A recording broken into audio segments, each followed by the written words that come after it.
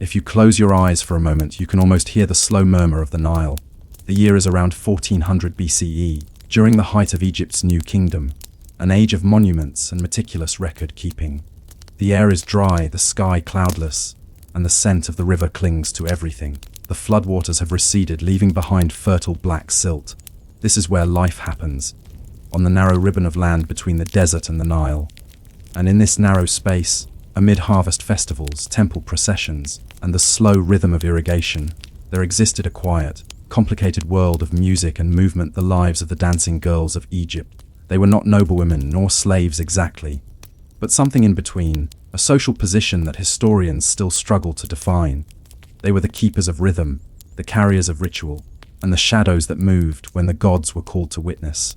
Tonight, we will walk softly through their world, one that was sacred, sensual, and strictly controlled. The sound of the festival. The ancient Egyptians loved ceremony. Everything, from the turning of the seasons to the death of a king, demanded ritual precision. Nothing was improvised. Every movement, every note, was prescribed by tradition. During great festivals, like the Festival of Opet or the beautiful Festival of the Valley, processions filled the streets of Thebes and Luxor. The god Amun-Ra would be carried in a gilded shrine through the city, surrounded by priests, soldiers, and citizens dressed in white linen. And somewhere near the center of it all, music rose above the murmur of the crowd. The clatter of sistra, the thud of drums, the tremble of flutes made from reeds. The dancers emerged, wearing tight linen skirts, adorned with beads and shells that clicked softly as they moved. Their hair, dark and braided, shimmered with oil under the sunlight. They were the himtu, the dancers, and their purpose was not merely entertainment. Their movements were offerings, gestures meant to please the gods and awaken divine energy within the temple walls. Life within the temples of Egypt, were not merely places of worship. They were administrative centers, schools, and archives. They were also where many dancers lived and worked. Women attached to temples often came from families with generations of service. Some were daughters of priests or musicians, others were chosen for their grace or beauty. In larger temples, such as the Temple of Karnak, there might have been dozens of musicians, singers, and dancers who lived within the precincts, bound to their duties by oaths and offerings. They rehearsed daily, movements slow and deliberate, matching the rhythm of the chants. Their lives revolved around rituals that began before dawn, when the high priest would enter the sanctuary to awaken the statue of the god. While few personal records survive, fragments of tomb paintings reveal moments of their existence. Women bending their arms in graceful arcs, balancing on bare feet, their eyes lined with kohl. In these images, they seem both alive and distant, eternal performers caught between mortal exhaustion and divine expectation. The meaning behind the movement to the modern eye, their dances might appear ornamental, but for the Egyptians, movement itself was sacred language. A slow rotation of the wrist could symbolize the rising sun. The sway of the hips might echo the flooding of the Nile. When a dancer lifted her arms, she was not only performing, she was invoking Hathor, the goddess of music, joy, and love. Hathor, often depicted with a cow's horns encircling the sun disk, was believed to bring balance and fertility. Her temples, like the one at Dendera, were filled with music and laughter. The dancers of Hathor were her earthly reflections, moving embodiments of divine harmony. But their connection to the goddess came at a cost. They belonged to her entirely. They were forbidden from ordinary life, from marriage, from labor, from personal choice. Their role was ritual, their existence symbolic. In temple hieroglyphs, they were sometimes called the pure ones who pleased the heart of the goddess. But purity in ancient Egypt was not moral, it was ritual. It meant being cleansed, consecrated, and available for service, body and soul, to the divine. Between reverence and scandal, despite their sacred role, the dancers occupied a strangely ambiguous place in society. Outside the temples, there existed another class of performers, those who danced at banquets, taverns, and marketplaces. These women, sometimes hired from Nubia or Canaan, were admired for their beauty and grace but also viewed with suspicion. They performed for nobles reclining on low couches, surrounded by food and wine. Tomb art often shows such scenes, a flutist bending low, dancers twisting elegantly, and guests raising goblets of beer. But not everyone approved. Some writings describe them as women of the night, their dances deemed too sensual, too close to temptation.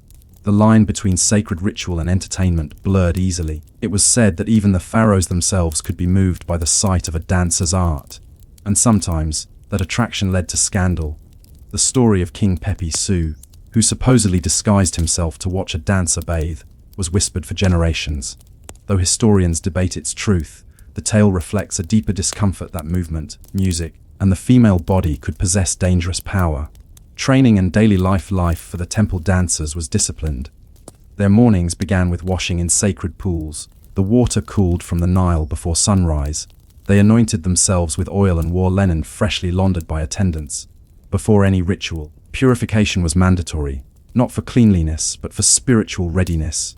Training sessions took place in shaded courtyards or open halls where the air echoed faintly against stone columns. A chief dancer, usually older and highly respected, would lead the rehearsals. The music was minimal: hand drums, a few flutes, and the sharp rattle of the sistrum. Movements were small and precise: the tilt of the head, the angle of the wrist, the pattern of the feet. Unlike the wild energy of later Middle Eastern dances, Egyptian performance emphasized stillness and control. Every gesture was measured, deliberate, meaningful. Meals were modest: bread made from emmer wheat, dates, lentils, and occasionally fish from the Nile. They drank beer, but lightly, for intoxication was frowned upon within temple grounds. They slept on reed mats, rising before dawn to repeat the cycle again. It was a life of routine and repetition, but also of purpose. Artistic evidence: most of what we know about these dancers comes not from written records, but from art.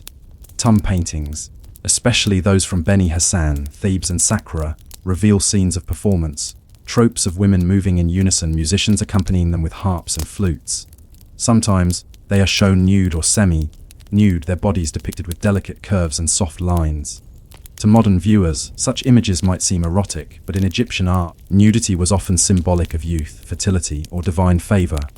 The way their bodies are drawn, elongated, graceful, always in profile, speaks to a visual language of reverence, not lust.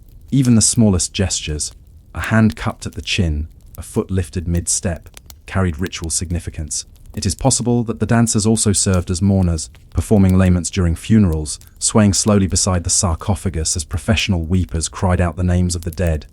To dance, in this context, was to bridge the world of the living and the afterlife. Their art was ephemeral. It vanished as soon as it was performed. But in paint and stone it endures, frozen in mid-motion for more than 3,000 years. The price of sacred devotion. To live as a temple dancer was to be both honored and confined. While some achieved status, even wealth, most remained bound to the temple's will. Their identities were absorbed into the institution they served. Few personal names survive. They are remembered only as Dancer of Amun or Singer of Hathor. This anonymity reflects Egypt's collective sense of devotion. To serve the gods was not a path to individuality but to disappearance, a kind of living sacrifice. There is little evidence that dancers were allowed to leave temple life. Many likely retired into quiet seclusion, cared for by the same institutions that raised them. A few may have married priests or musicians, but such unions were exceptions, not norms. Their devotion was lifelong, and for many, final. Echoes in the modern world: modern scholars still debate whether these women were truly priestesses or simply skilled performers. Some archaeologists suggest that their rituals formed the foundation for later religious dances across the Mediterranean. The sacred dancers of Greece, the temple performers of Mesopotamia, even the ritual dances of Coptic Christians may carry echoes of Egypt's ancient rhythm. But unlike later traditions, the Egyptian version was not about performance for an audience. It was about alignment between the human body and the eternal cycles of nature: the flood of the Nile, the rising of the sun, the turning of the seasons. Every movement was part of a larger order, a cosmic dance reflecting the stability of Marat, the universal balance the Egyptians believed sustained all things. The unanswered question, and yet, as we look at their painted figures frozen in time, one cannot help but wonder, what did these women truly feel as they danced? Exhaustion, pride, peace. Did they know that their art would outlive them, captured on walls meant to endure eternity? Or were they simply surviving, moving their bodies to rhythms older than memory, repeating the same patterns day after day, unaware that thousands of years later, their silent movements would still draw curiosity and reverence? The temples have fallen, the priests forgotten, and the gods they once honored have turned to dust, but the image of the dancing girl remains. If you could step into the shade of a mud-brick courtyard along the Nile around 1350 BCE, you might hear a faint rhythm, not the kind played for royal feasts, but the steady, private cadence of practice. Somewhere behind those narrow doorways, a dancer bends, sways, and repeats. Her name is lost to history, but her movements, delicate, practiced, and entirely purposeful, were part of a long tradition of ritualized performance that blended faith, survival, and identity. In this quiet corner of Thebes, or perhaps in a dusty provincial town far from the golden tombs and high temples, the life of a dancing girl was rarely glamorous. For most, it was work, physical, disciplined, and often misunderstood. Many of these women belonged to families of entertainers, taught from a young age how to read rhythm, balance gracefully, and move with symbolic intent. They were not all temple performers or royal entertainers. Some danced for private households, others for funerary processions, and a few for rituals meant to please gods older than Egypt's own dynasties. To understand their world, you must understand how rigidly Egyptian society defined place and purpose. Every life had a prescribed rhythm. Farmers rose and slept by the flood of the Nile, scribes worked by lamplight and tolly, priests bathed in cold water before dawn, and so did the dancers. They belonged to a unique category, neither noble nor entirely common, revered at times, shunned at others. Their survival depended not on land or inheritance but on movement, precision, and favor. The evidence of their craft comes not from grand inscriptions but from the quieter corners of Egyptian art, the painted walls of tombs, the fragments of papyrus contracts, the faint lines of hieratic script describing a performance offered to Hathor or Isis. The goddess Hathor especially was their divine patron. She was the deity of music, dance, joy, and femininity, but also of the underworld's passage and fertility. Her temples often resounded with rhythmic sistrums, and her festivals were among the few occasions when movement and song filled the air without constraint.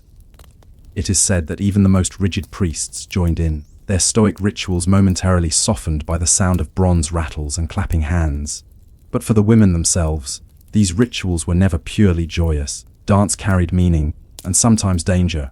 Many rituals, especially those associated with the annual flooding of the Nile, were linked to fertility, rebirth, and divine balance. The dancers' gestures mirrored the eternal cycle, the sowing of life, the decay of death, and the return of the floodwaters. Their performances were believed to sustain this cosmic order. To falter to dance incorrectly was to risk divine displeasure, a subtle but heavy fear that lingered behind every motion. It was also a means of survival. When famine struck, or when a drought lingered too long, the dancing girls were among the first to adapt. They learned to move where work existed, following caravans, offering performances in distant temples, or entertaining weary officials seeking brief escape. In the long reach of Egypt's empire, from Nubia to the Delta, the art of movement became a currency. Those who could please the right audience earned protection. Those who failed might vanish into the silence of the desert road. And yet there was structure even in this uncertainty. Temple dancers, the most respected of their kind, trained in small, disciplined groups. Some temples, particularly in Dendera and Thebes, kept detailed records of their dancers, scribes noting their names, payments, and even the musical compositions they performed to. The women were not slaves, but neither were they entirely free. They lived within the temple grounds, following rituals of purification and dedication.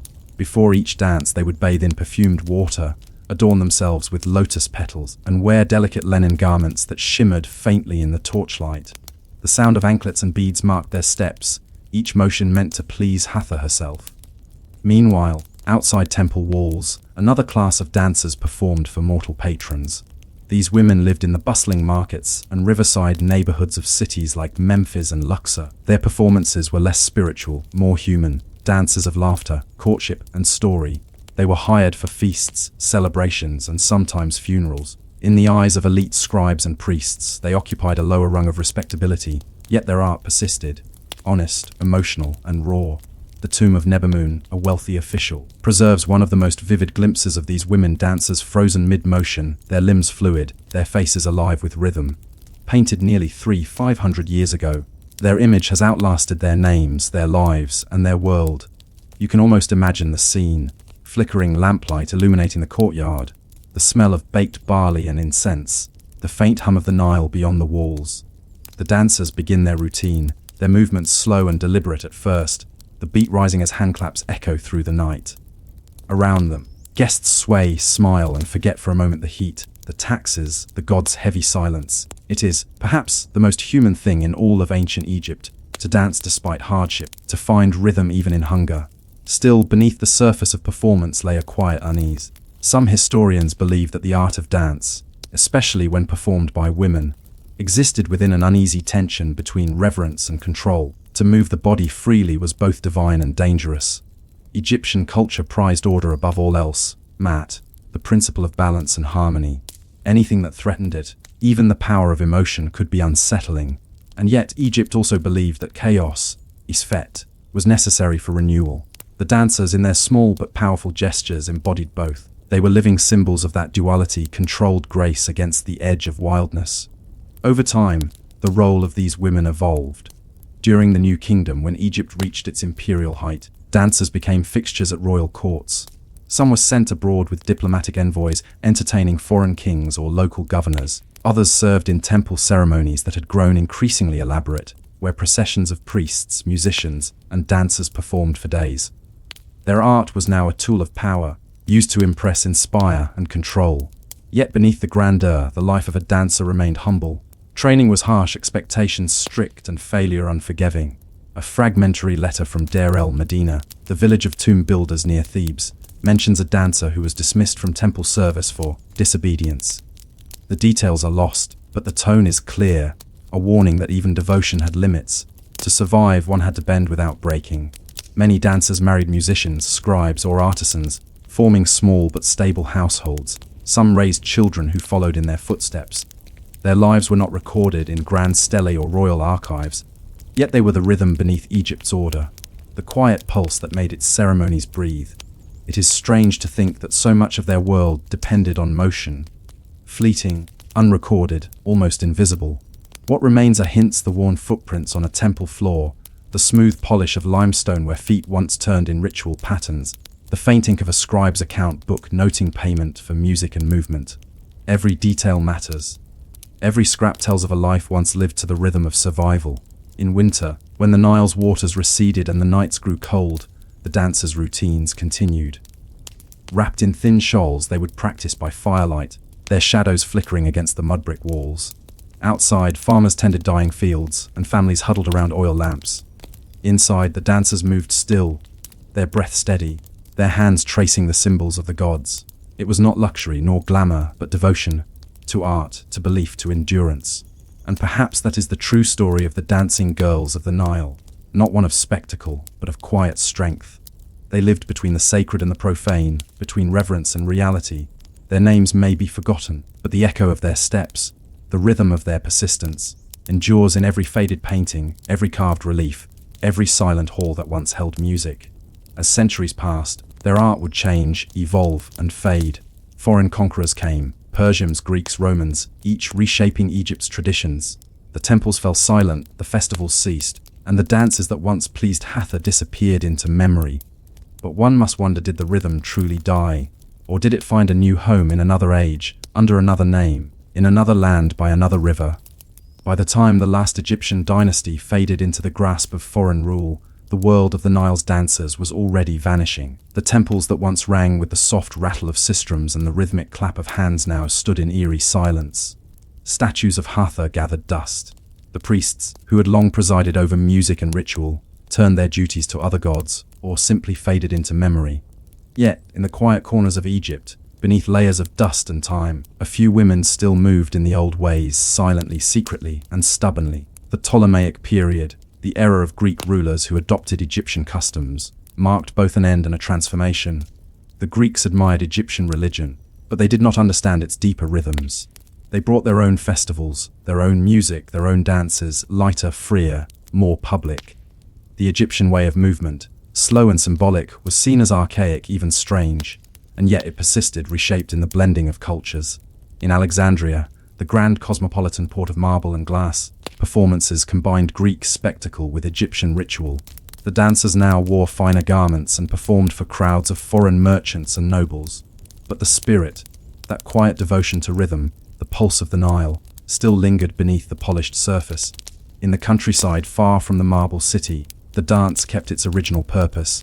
In Thebes, now a ruin haunted by fading glory, women continued to perform at festivals in honor of Hathor and Isis. The great temples of Dendera and Philae, last bastions of ancient worship, remained alive with song and motion even as Rome expanded its empire. Travelers from the West wrote of these strange ceremonies, processions of women carrying mirrors, their hair braided with flowers, their bare feet stamping in time to a beat that echoed the river's flow. To the Romans it was exotic, to the dancers it was survival. But survival in this changing world demanded adaptation. The dancers' art began to take on new meanings, less tied to the gods, more connected to community storytelling and memory. They became keepers of history, passing down gestures that spoke of floods, harvests, births, and deaths.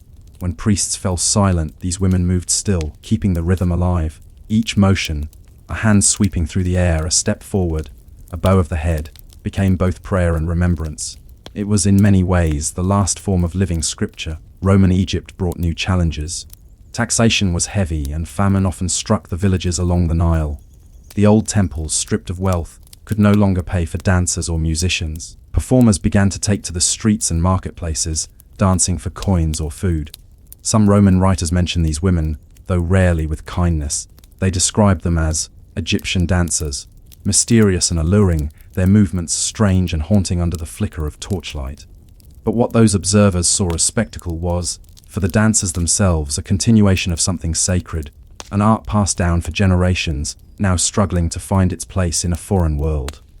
Among the ruins of Dendera, archaeologists have found carvings of women holding sistrums and men clapping in rhythm, a final echo of the temple's musical past. The inscriptions describe the ceremony of rejoicing before Hathor, one of the last recorded festivals of the old religion, likely taking place in the 2nd century CE.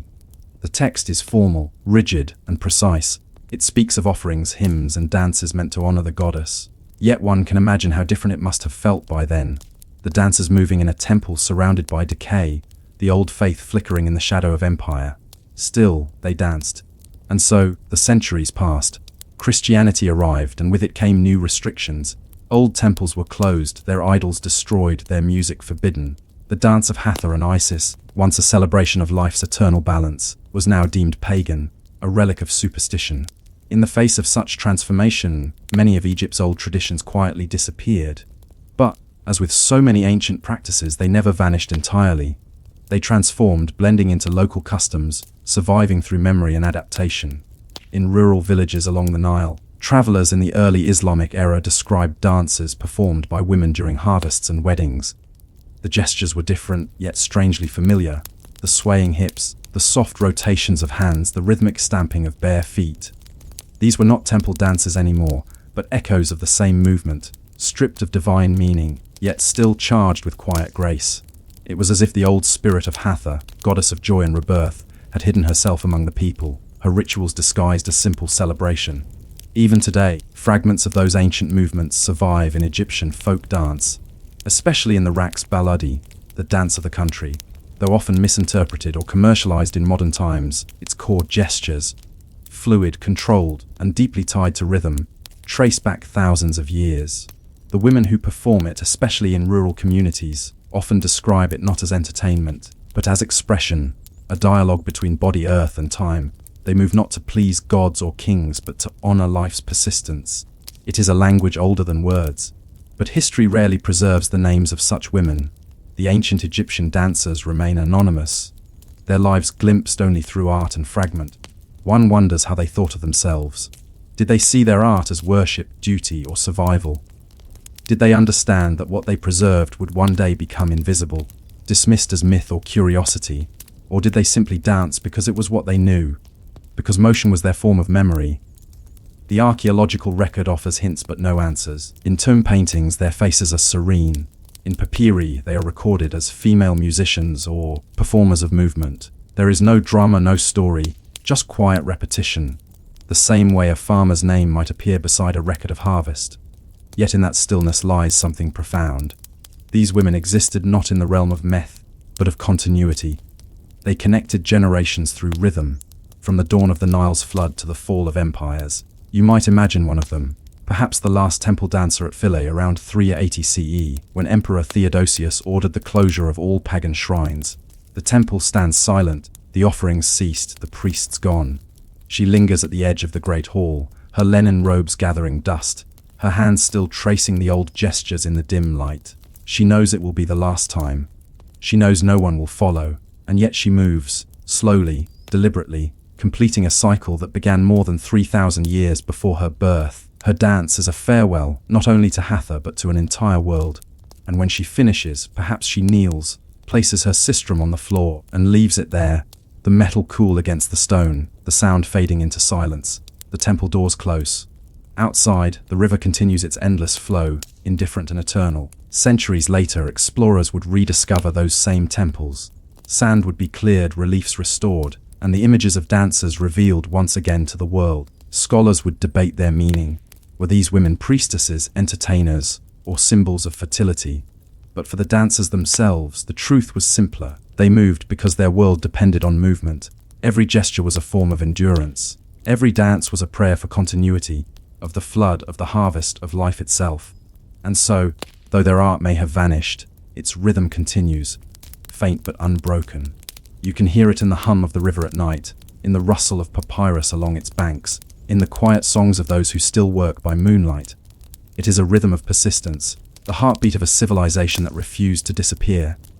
As the night deepens, and the Nile drifts on under the stars, one last question remains: how many other rhythms? How many forgotten gestures, trades, and rituals still echo faintly beneath the surface of history, waiting to be remembered when the world grows quiet enough to listen? You awaken before dawn, not to the sound of trumpets or the chatter of senators, but to the scrape of stone against grain. The air is cool, heavy with flour dust. Somewhere nearby, a donkey shifts its weight, the wooden mill creaking as it turns. The faint light of an oil lamp flickers against the walls of a cramped bakery, casting long shadows across rows of clay ovens. This is Rome, not the marble of emperors, but the Rome of bread, the Rome that feeds millions. The story of Rome is often told through its legions and laws, its philosophers and emperors, but beneath all that grandeur lay something far more essential: the bread that kept the empire alive. Every soldier, slave, and senator depended on it. It was not simply food, it was order, stability, even identity. Bread and circuses. The poet Juvenal once wrote, describing the two things that kept the Roman populace content. Without one, the other would not matter. The bread makers, the pistors, were the silent workers of empire. They rose long before sunrise, laboring in small workshops hidden among Rome's winding alleys. Their lives were marked by repetition and dust. Flour clung to their skin, filled their lungs, coated every surface they touched. Yet their craft was vital. In a city of more than 1 million people, feeding the population required staggering coordination, a feat of logistics that rivaled Rome's armies. Every grain began its journey far from the city. Much of Rome's wheat came from Egypt, the empire's granary. Ships loaded with sacks of grain sailed up the Nile, across the Mediterranean, and into the port of Ostia. From there, barges carried it up the Tiber to Rome itself, where it was stored in vast granaries, the Horia. These immense warehouses were engineering marvels, ventilated, raised off the ground, designed to keep pests and moisture at bay. The grain inside them represented security, a promise that the city would not starve. From these storehouses, grain was distributed to the city's mills. Some mills were powered by animals, others by water. The most famous were those of Janiculum Hill, where a network of aqueduct-fed watermills turned ceaselessly day and night. Their rhythm was the pulse of the city, constant, mechanical, unending. Workers hauled sacks of grain, emptied them into stone grinders, and collected the coarse flour that fell like pale dust. The sound of grinding echoed across the hillside, steady, harsh, eternal. Yet most bakeries were smaller, more personal affairs. A typical Roman bakery might occupy a single cramped building, its air thick with heat and noise. Slaves turned millstones by hand or with donkeys, walking in circles hour after hour. Others kneaded dough in large troughs, using their entire bodies to press and fold the mixture. The ovens, furnaces, glowed with orange heat, shaped like beehives and built from brick. Each one could bake dozens of loaves at a time, though only if watched carefully. Too much heat, and the bread burned too little, and it collapsed. Every baker knew that fine balance between waste and perfection. The work was exhausting.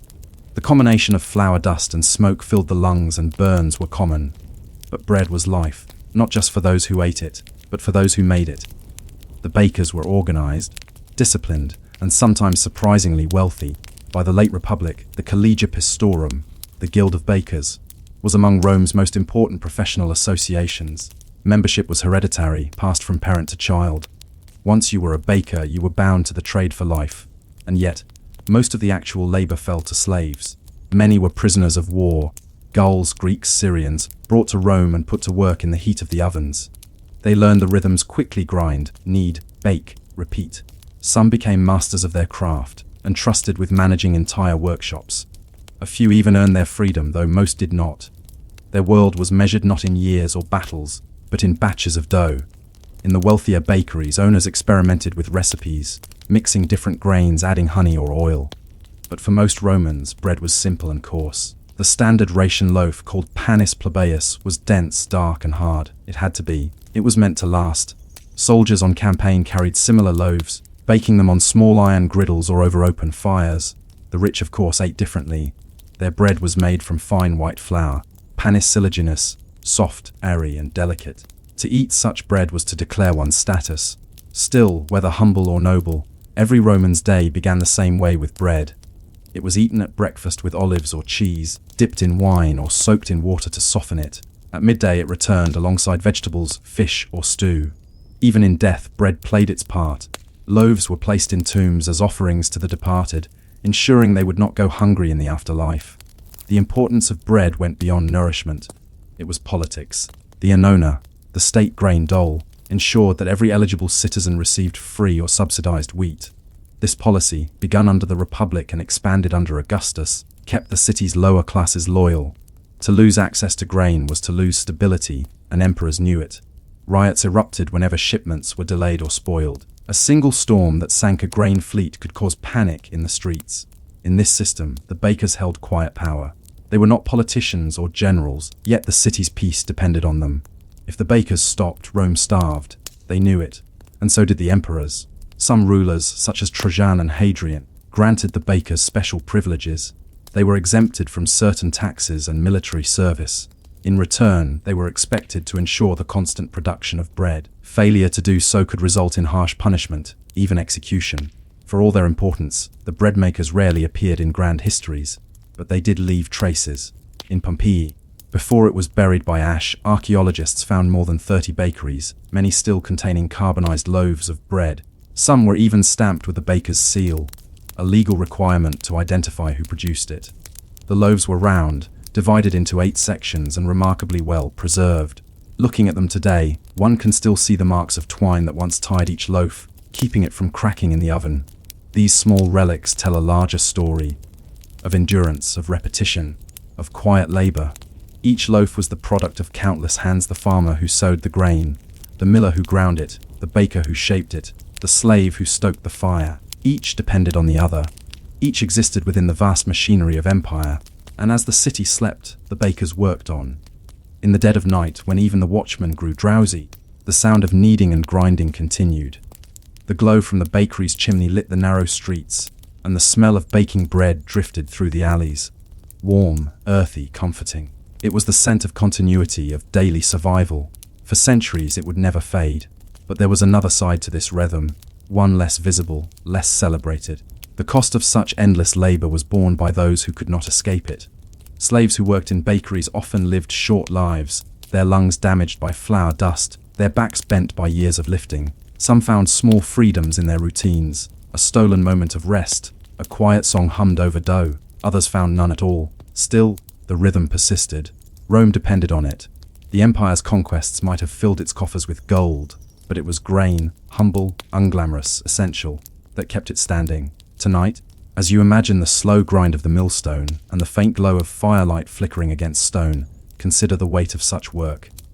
A city of marble rested upon flour dust, smoke, and sweat. The bakers never appeared in triumphal processions or statues, yet their labor sustained the grandeur of Rome itself. And as dawn rose over the Tiber, another question stirred with it. How long could such a delicate balance last before the empire, like an untended loaf, began to collapse under its own weight?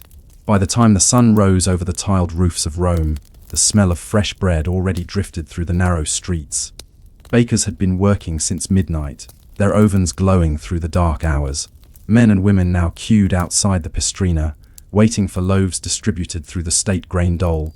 The annona, what seemed like a simple morning ritual, was, in truth, the heartbeat of empire.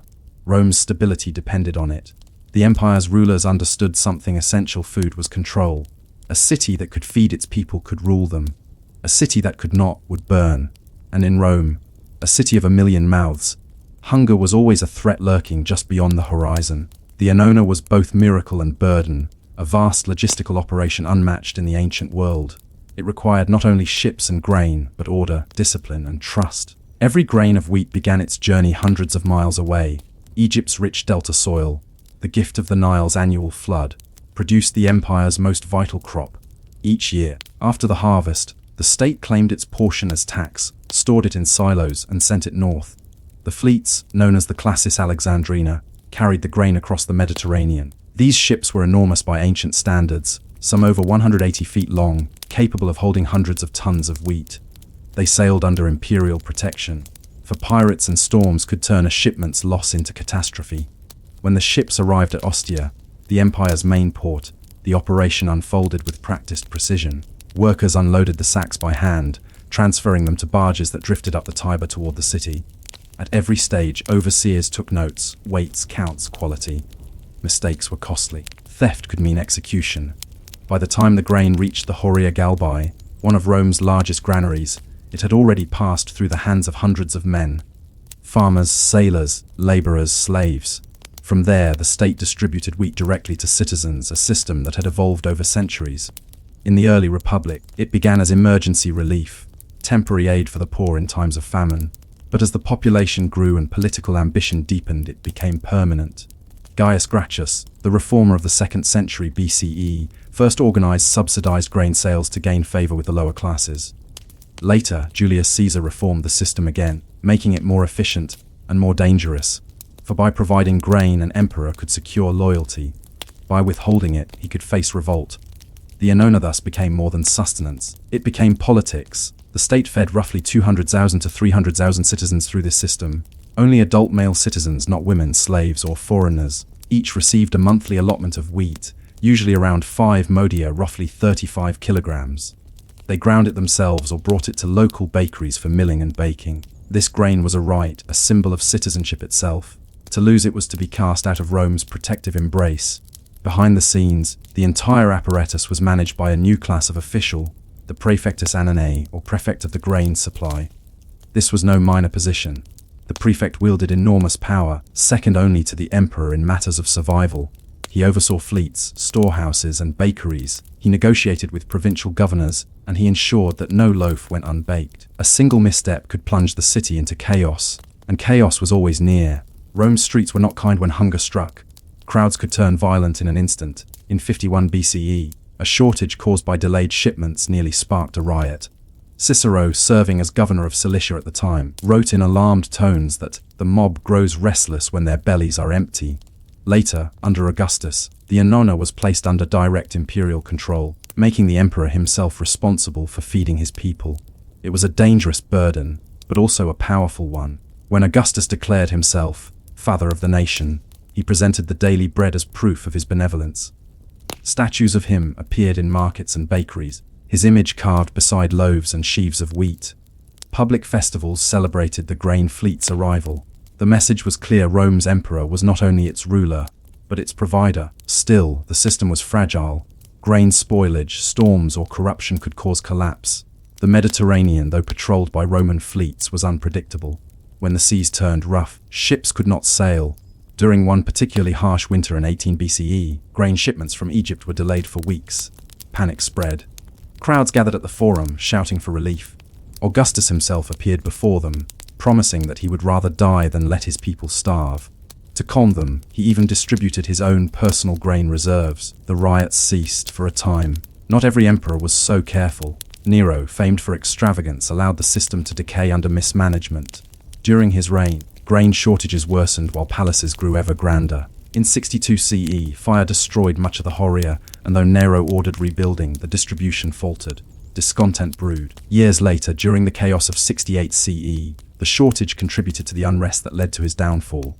The proverb proved true: Rome's peace depended less on armies than on ovens. Meanwhile, the bakers, those anonymous craftsmen laboring through the night, found themselves caught between duty and survival. The Collegia Pistorum, or bakers' guilds, were made legally responsible for maintaining supply. They were required to produce bread continuously, even during crises. Their work was considered public service, yet their lives were strictly controlled. Under imperial edicts, bakers could not freely change professions. Sons of bakers became bakers. The trade was hereditary, binding families to the ovens for generations. It was not merely an occupation, it was obligation. To ensure compliance, imperial inspectors visited bakeries regularly. They checked weights, prices, and output. Any attempt to sell above the fixed rate or to hoard flour could result in confiscation or punishment. The work was relentless, but it carried a kind of grim honor. To bake for Rome was to serve the empire itself. The rhythm of that service defined the city. By the 1st century CE, Rome's bakeries numbered in the hundreds, each one glowing like a small furnace through the night. The sound of the mills, the shuffle of donkeys, and the hiss of bread meeting hot brick filled the darkness. In the early morning, delivery carts rumbled through the streets, wooden wheels clattering on stone. The loaves, stamped with the baker's seal, were carried to markets, homes, and army camps. Bread shaped every corner of Roman life. It was more than food, it was ritual. At weddings, newlyweds shared a symbolic loaf as a gesture of unity. At funerals, mourners offered bread to the dead. Even the word companion comes from Latin roots meaning those who share bread. In every sense, bread bound society together. And yet, the system carried within it the seeds of decline. Rome had grown dependent on its grain fleets, on the faraway fields of Egypt and North Africa. When those provinces faltered, so did the city. The farther Rome's borders stretched, the more brittle its food supply became. A bad harvest on the Nile could send shockwaves across the empire. Soldiers might mutiny, citizens might riot, an emperor might fall. Such fragility did not go unnoticed. During the later empire, some rulers tried to diversify supply, building new granaries, encouraging local farming, even experimenting with imported grains. But the truth was inescapable. Rome's appetite was insatiable. A city that large could not feed itself.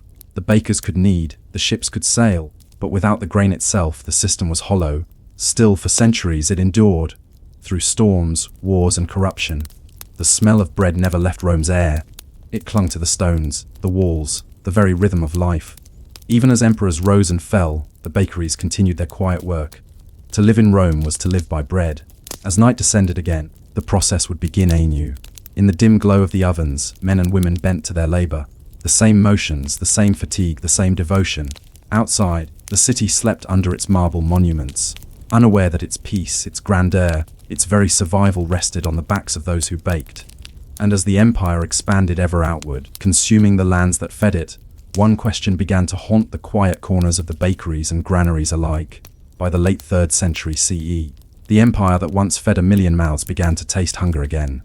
The rhythm of bread-making, that ancient heartbeat of Rome, grew faint, interrupted by war, misrule, and loss. The old system, once held together by fleets, taxes, and trust, began to unravel thread by thread. The city's population had already begun to shrink. Plagues swept through its crowded streets, fires devoured its granaries, and invasions disrupted the trade routes that fed it. Yet even as the walls trembled, Rome's people still queued before the bakeries each morning, waiting for their rations. The smell of bread, warm, earthy, faintly sweet, still floated through the alleys. The illusion of stability endured. But below the surface, the empire's most essential machinery was breaking down. The grain fleets from Egypt, the empire's lifeline, became increasingly unreliable. Civil wars in the 3rd century fractured control of the provinces. Governors rebelled, generals defected, and ships that once carried wheat were seized for war. The Mediterranean, once called Mare Nostrum, our sea, was no longer safe. Pirates, emboldened by imperial weakness, plundered grain convoys. Storms destroyed unescorted vessels. Each lost ship meant fewer loaves in Rome. The emperors tried to adapt. Diocletian, a ruler both feared and pragmatic, reformed the annona system in the late 3rd century. He expanded state granaries, fixed prices by imperial edict, and reorganized provincial taxation to ensure steady grain collection. Yet his reforms, though rigorous, revealed a deeper truth, that the empire had become too vast, too strained, to feed itself through a single capital. Rome, once the center of everything, was beginning to starve on its own abundance. By the early 4th century, the political center shifted eastward. Constantine the Great, founding a new capital at Byzantium, renamed Constantinopolis, created a second system of supply, a twin to the Roman annona. Grain that once sailed to the Tiber now diverted toward the Bosporus. Warehouses that had stood for centuries on the Aventine Hill emptied slowly. Bakers' guilds, once bustling, began to shrink. The fires of their ovens cooled. For the ordinary Roman, these changes came not as grand decrees, but as subtle shifts: smaller rations, longer lines, bread with more husk than wheat. The pistors, those hereditary bakers bound by duty, found themselves trapped in a vanishing profession. Their trade had always been state-bound, and now, as the state weakened, their role dissolved. Many abandoned their workshops, fleeing the city in search of work on rural estates or in smaller towns. Still, Rome endured. Even in decay, the city clung to its rituals. The annona persisted, though reduced, its records kept by wary clerks who copied inventories onto wax tablets by lamplight.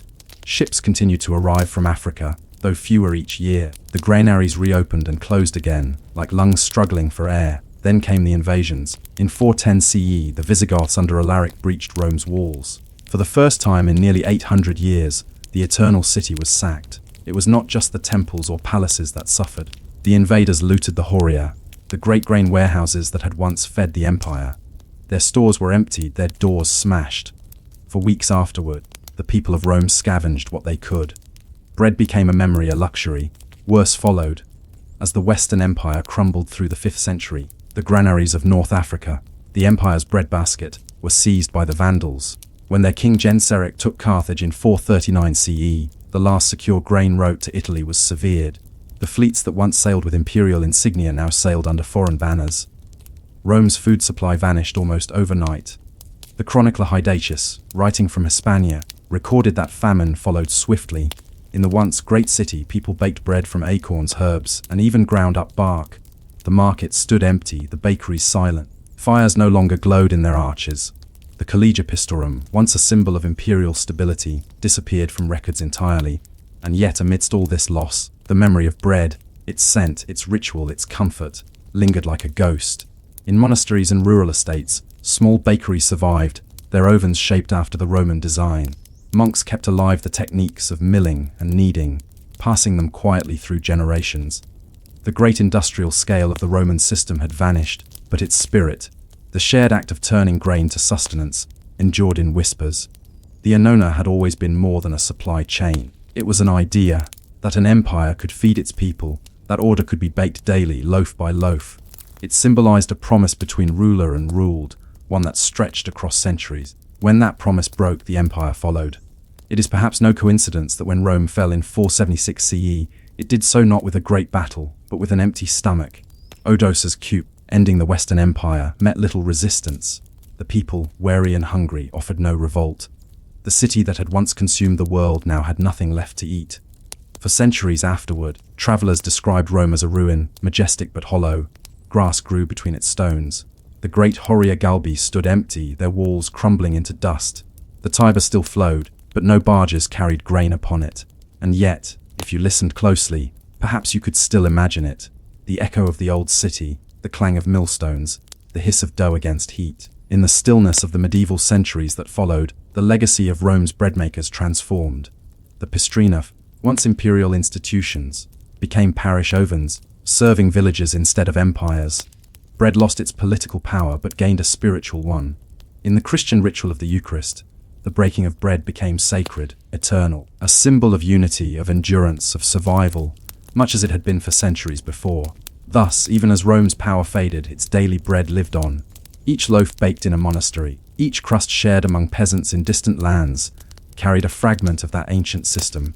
The discipline, the devotion, the quiet rhythm of sustenance. The empire that once fed the world was gone, but the habit of feeding remained. You can still see traces of it today, buried beneath modern Rome. Excavations in the Testaccio district have revealed the remains of the old bakeries, pistrinae, their walls blackened by smoke, their millstones still standing where they fell. Fragments of clay jars lie scattered, marked with the seals of long-forgotten bakers C. Julius Silvanus, M. Fabius Maximus, men who once rose before dawn to knead dough for an empire. They are anonymous now, their work long vanished into dust. But their legacy is not. Every loaf of bread in every bakery in the modern world carries a trace of their invention. The measured grind of grain, the steady hand of the baker, the patient wait for rising dough. And perhaps if you stand in one of those ruins at dusk, when the air cools and the city grows quiet, you can still imagine the faint scent of warm bread drifting through the ancient stones. The last whisper of a civilization that once believed it could feed eternity. So much of Rome's greatness was built not on gold or glory, but on something humbler, on bread, baked by unseen hands in the flicker of firelight. And in the end, it was hunger, not war, that brought those fires low. In the golden dust of ancient Memphis, long before the roar of cities or the hum of machines, there was a temple where silence itself was worshipped. It was not the silence of emptiness, but of reverence. The hush of men who believed that the breath of a bull could carry the voice of a god. This was the temple of the Apis, and within its cool stone walls, a living animal was honored as the earthly vessel of Tyre, the creator of all things. You stand at the temple's entrance, where the air feels heavy with incense and centuries of ritual. The sun has not yet risen high enough to strike the city's whitewashed roofs, but its light already glows along the Nile. A procession moves through the courtyard, priests in linen robes so fine they shimmer like mist. Their heads are shaved smooth, their eyes lowered. Between them walks a creature unlike any other in Egypt, the Apis bull, enormous, gleaming, and marked by signs that the priests alone claim to understand. They say the sacred bull can be known by its coat, pure black with a white diamond on the forehead, an eagle on its back, and a crescent under its tongue. Whether these markings were born or chosen hardly mattered. What mattered was belief. When such a bull was found, all Egypt rejoiced. The old Apis, whose spirit had guided the kingdom for years, would have been mourned, embalmed, and buried in the vast underground necropolis of Saqqara.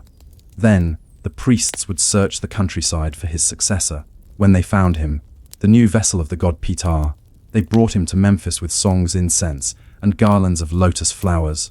The journey itself was an act of worship. Roads were cleared. Peasants laid down palm branches. Women wept and threw petals from the fields. The bull was carried on a barge gilded with copper, drifting down the Nile beneath the open sky, and when it reached the temple, its hooves first touched the earth of Memphis with solemn purpose, as though the god himself had returned to walk among men. Inside the temple, the air was cool and damp. The Apis bull was led to a courtyard shaded by columns shaped like lotus stems. In the center stood a trough carved from white alabaster, filled each morning with clear water from the Nile. This would be his home, a palace of silence and scent, where he would be tended day and night by the priests of Ptah. These men, known as the Silent Ones, lived a life so structured and repetitive that it seemed carved into stone. They rose before dawn, washed in cold water, and recited prayers that had been spoken unchanged for 1,000 years. They never raised their voices. Their speech was measured, ritualized. It was said that any word spoken carelessly within the temple walls might offend the divine bull and through him, the god himself. The priests' tasks were both sacred and mundane. They fed the Apis a precise diet of milk, grain, and honey cakes. They polished his horns with oil. They washed him daily in perfumed water and brushed his coat until it shone. Every act was symbolic, a mirror of cosmic order, the same order that kept the sun rising, the river flooding, and the world turning. Yet beneath this ritual calm lay a system of control. The temple of the Apis was not merely a religious site, it was a center of power. Pilgrims from across Egypt brought offerings of gold, grain, and cattle.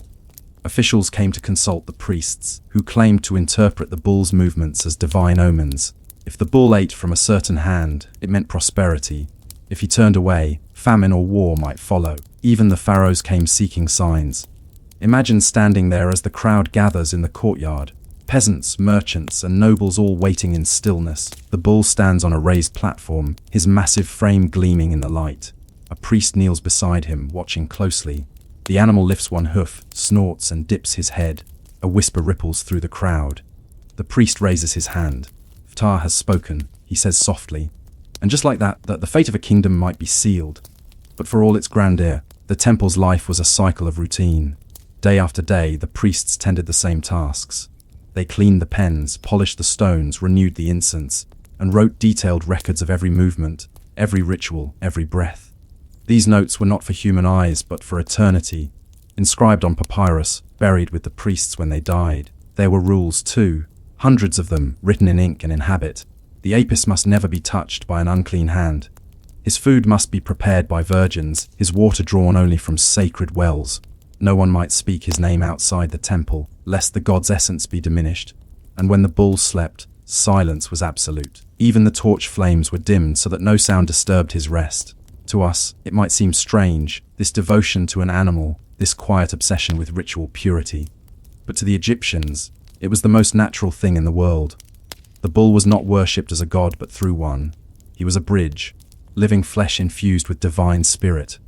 His breath was Ptah's breath, his eyes the sun and moon, his hooves the steady rhythm of the earth.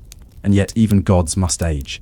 The priests watched closely for signs, the dimming of the coat's sheen, the slowing of breath, the dulling of the eyes. When the Apis bull grew ill or old, they whispered prayers of farewell. He would be bathed one final time, wrapped in linen, and laid in a stone sarcophagus deep beneath the desert sands of Saqqara. There, in the Serapeum, row upon row of granite tombs held the remains of his predecessors. Hundreds of sacred bulls, each one embalmed like a king. It was said that when the old bull died, Egypt itself held its breath. The priests would mourn for 70 days, as they did for the pharaohs. Bells were silenced, markets closed. The nation waited as the priests searched again for the divine markings. Somewhere in a pasture or by a riverbank, the god would return in a newborn calf. In the long rhythm of Egyptian time, this ritual repeated endlessly. Generations of priests lived and died in the service of the Apis, their days indistinguishable from those before. Their devotion spanned dynasties. Even when new kings rose, when Thebes fell, when Akhenaten's heresy came and went, when foreigners ruled from distant lands, the cult of the bull endured.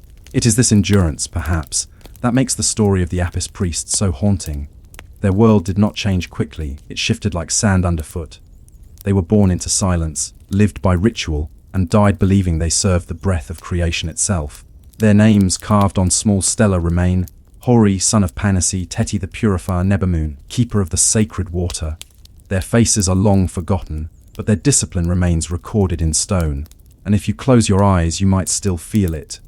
The steady rhythm of their days, the rustle of linen, the echo of footsteps in the temple halls, the soft huff of the bull's breath in the morning light.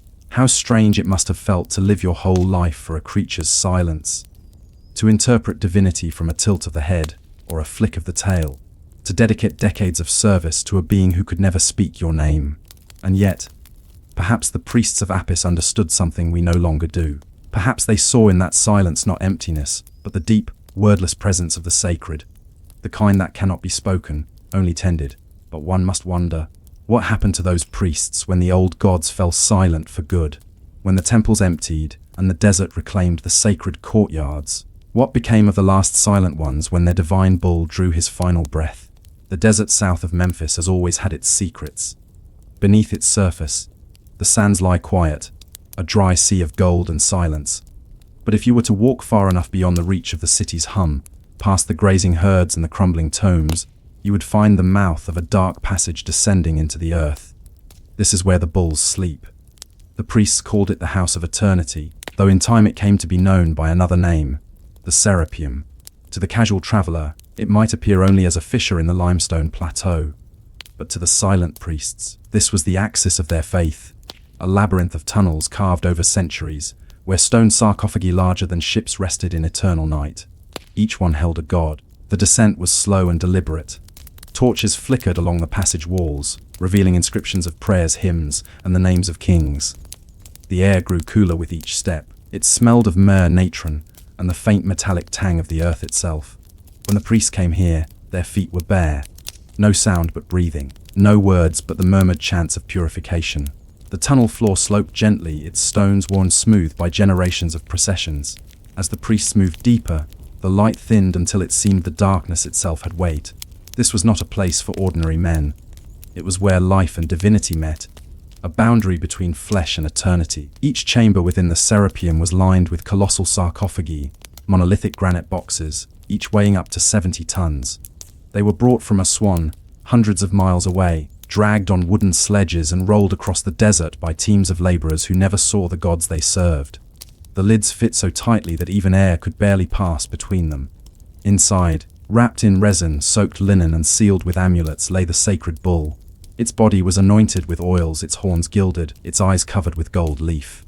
Around it, offerings were placed, jars of honey, baskets of grain, lapis lazuli beads, miniature figurines of priests and worshippers. Each item represented continuity, the promise that even as the flesh decayed, the divine essence would return again.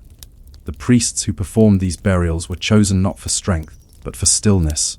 Their lives were bound to the ritual. They trained from childhood in silence and discipline. They memorized chants in ancient tongues, words whose meanings had long been forgotten but whose sounds still carried sacred resonance.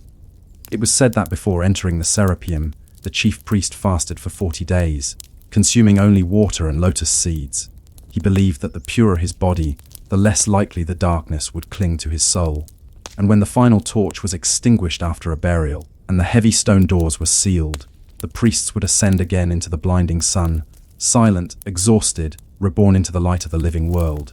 Above ground, the cult of Apis continued. Festivals were held in Memphis to celebrate the divine bull's birthdays, deaths, and rebirths. Musicians played harps and drums. Dancers in gold and linen moved through the streets. The people feasted, believing that their offerings would please Ptah himself. For a few days each year, the city forgot its toil, but inside the temple, the silent priests did not celebrate. They observed from the shadows, their eyes lowered. To them, joy and grief were not opposites, only phases of the same eternal rhythm.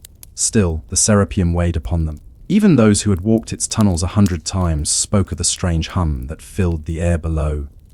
A low vibration, as though the granite itself remembered the prayers spoken around it. At night, some claimed to hear faint breaths echoing through the stone, the bulls still dreaming beneath the earth. One scribe, whose name survives only as Menechue of the records, wrote a brief note in the temple archives. When I write the name of Apis, I feel the wind move in the chamber though no window is open. The torches bend toward the sarcophagus, and the air grows thick. The god does not sleep, he waits. Others dismissed it as imagination or the tricks of a mind too long in darkness.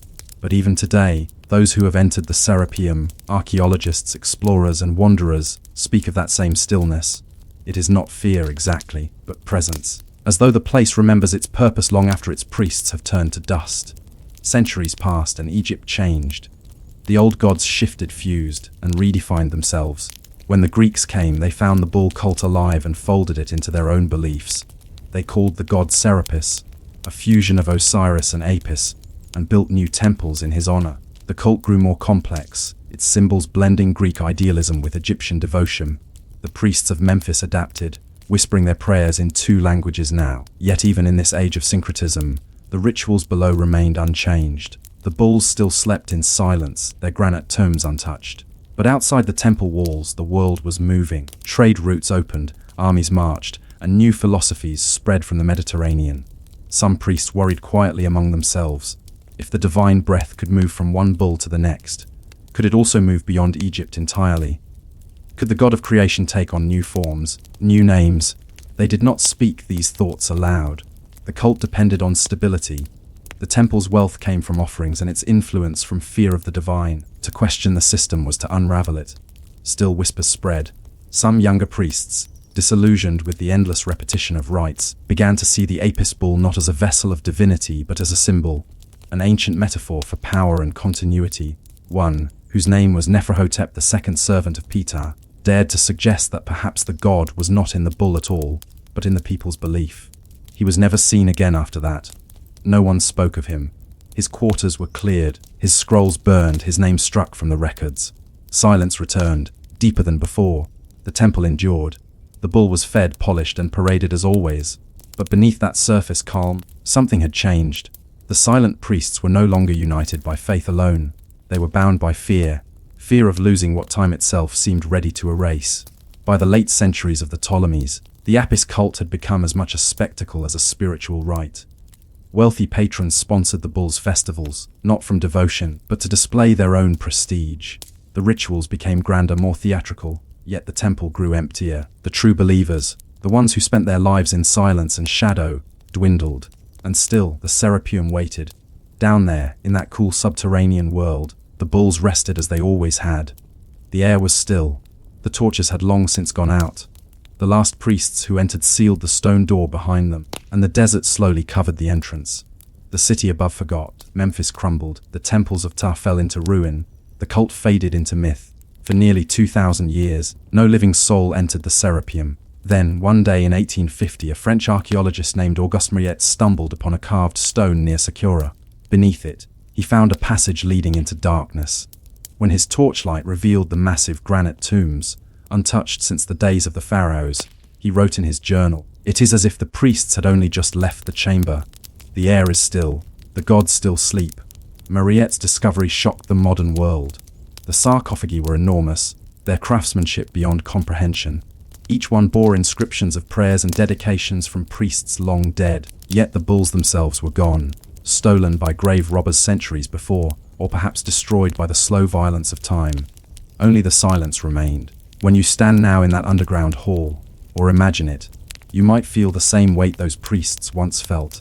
The stillness is not absence, it is memory, the echo of footsteps that have long faded, the residue of faith that time could not erase.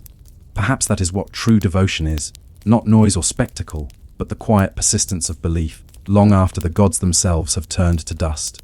Still, one question lingers in the cool dark of the Serapeum, unanswered by history. Did the priests serve the bull, or did the bull serve them? The sands of time have a strange way of preserving silence.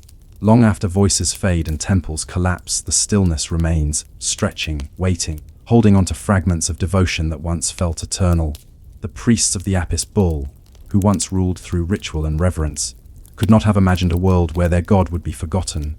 Yet history, as it often does, moved on quietly, without ceremony or cruelty, just inevitability. By the time the Romans came to Egypt, the cult of Apis had already begun to crumble. The last true priests of Memphis, those who still upheld the vows of silence, who bathed in cold water before dawn, who whispered hymns to Petar in the stillness, were few. The temples still stood, their stones golden under the sun, but their courtyards echoed with emptiness. The sacred bull was still paraded through the streets in those days, but the crowd's cheers had changed. They were not the chants of reverence that once made the air tremble. They were the shouts of curiosity, the laughter of foreign visitors come to see a spectacle of the old world. What had once been sacred was now quaint, a relic of the strange and ancient Egypt that Rome admired, but did not truly understand. Inside the Temple of Ptah, the rituals continued. Thinner, quieter, older. The priests' white robes had frayed, their golden pendants tarnished. The sacred scripts, written in ink that had once glowed black and strong, now faded to brown. Some of the younger priests had begun to falter, forgetting lines of the ancient chants. The rhythm of devotion began to fracture. One final high priest, his name remembered only as Panethera, the beautiful voice of Horus, tried to restore the old ways. He gathered the remaining priests and decreed that the temple would return to silence. No more spectators, no more festivals for outsiders, only ritual, purity and devotion. He reintroduced fasting, he reinstated the rule of solitude, no speech for 30 days before a sacrifice, no food after sunset. He commanded that the next bull, when chosen, would be buried not in grandeur but in sacrecy, as in the ancient times. The priests obeyed, though some did so with hesitation, and so, one last time, the search began for the new Apis bull, the living god who bore the marks of divinity. The sacred criteria were well known. The calf must be black, with a white diamond-shaped mark on the forehead, another under the tongue, and the image of a vulture's wings on its back. The priests scoured the herds near Memphis and along the Nile Delta, speaking to farmers who no longer believed but still remembered the stories. It took months, and then, finally, they found one. The bull was young, strong, and unmistakably marked. Panethera wept when he saw it. He believed the god had returned for him. For this final act of devotion, the people of Memphis came to watch the procession, though fewer than before. The priests led the bull to the temple with incense and song, their feet tracing the same patterns their ancestors had walked for 3,000 years. Inside the sanctuary, Panethera knelt before the animal. His lips moved in a whisper that only he could hear. "Welcome home, great one," he murmured. "May you walk among men once more." But the world outside had changed. The Romans who governed Egypt tolerated old religions, but they watched them with skepticism. To them, the gods of Egypt were curiosities, colorful, poetic, and ancient, but ultimately powerless. The temples were taxed, their lands taken. The priests' numbers dwindled further. Young men who might once have joined the priesthood now sought work in Alexandria or Thebes, where commerce and learning replaced prayer as paths to influence. In the desert near Saqqara, the Serapeum still slept beneath the sand. Its vast sarcophagi remained sealed, untouched since the last burial. Panethera longed to visit it, to light torches in its halls once more. But when he asked permission to reopen the passages, the Roman governor refused. "There is no profit in darkness," he said. Still, Panethera persisted. Late at night, without official approval, he led a small group of priests into the desert. They carried torches wrapped in oil, soaked linen and jars of offering. The stars above them shimmered cold and distant. When they reached the entrance, half buried by wind and sand. They began to dig, clearing the passage stone by stone. Hours passed before they broke through. The air that escaped was cool, still scented faintly with resin, though centuries had passed. The torches flickered, and their light reached out into vast shadows. The granite tombs loomed once again, enormous, solemn, and silent. Panafaher fell to his knees. "You have waited," he whispered. "We have returned." The priests sang softly, old hymns in forgotten dialects. They lit small lamps and placed them on the sarcophagi.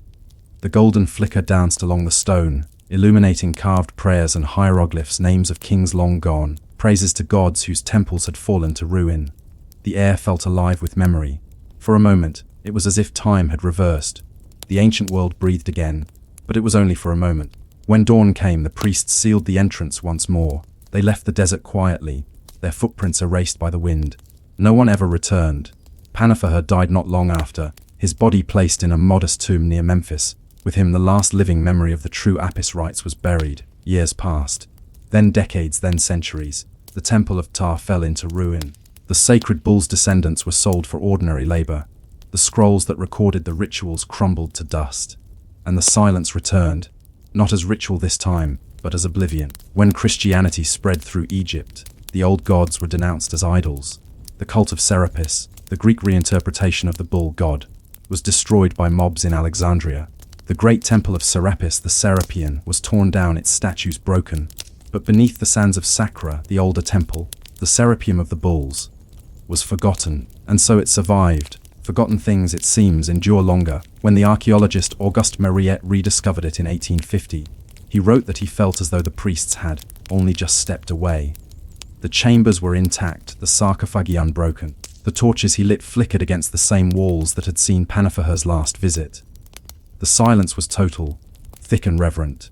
Standing there, surrounded by the tombs of sacred bulls, he felt a strange calm. The place was neither alive nor dead. It simply was. Perhaps that is the true essence of faith. Not the rituals or the chants, not even belief itself, but endurance. The quiet persistence of meaning, buried deep beneath the noise of history. The silent priests believed that the breath of Ptah passed from one bull to the next, never ending. Perhaps, in some way, they were right. The God they served, the embodiment of creation and continuity, lived on not in flesh or stone, but in memory. Today, when visitors walk through the Serapeum, they often whisper without realizing why. Maybe it is the air, heavy and cold. Maybe it is the presence of something ancient, patient and waiting. The same silence the priests once revered now wraps the chambers like a cloak. If you listen closely, you might almost hear it. The low echo of footsteps in the dust, the rustle of linen robes, the faint sound of breath in the dark. No one speaks in the Serapeum. No one ever did, not truly. Only the silence remains, vast, unbroken, eternal. And perhaps, if the priests could have seen it now, this quiet endurance, this unending stillness, they would have understood. Their God was not lost. He had only changed form. He became the silence itself. You can almost hear it. The slow crunch of hooves against dry earth, the creak of leather straps, the hollow clinking of wooden frames against the backs of camels. A caravan, dozens of them, stretched across the dunes like a dark thread laid upon an ocean of gold. It is early morning in the Sahara, perhaps the only time of day when the desert is merciful. The horizon glows pale and still, the sand shifting faintly in the breeze. The sun has not yet begun its cruel ascent.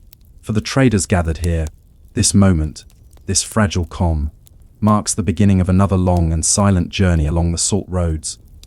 These were not roads in the way you might imagine. There were no paved paths or milestones. The routes existed only in memory, carved into the minds of men who had crossed them countless times, guided by stars, wind, and the curve of the land. From the oses of Tagaza and Tau Deni in the north to the markets of Timbuktu and Gao in the south, these invisible arteries carried the lifeblood of medieval West Africa, salt. To understand why men risked their lives for something so ordinary, you must remember that salt was once worth more than gold.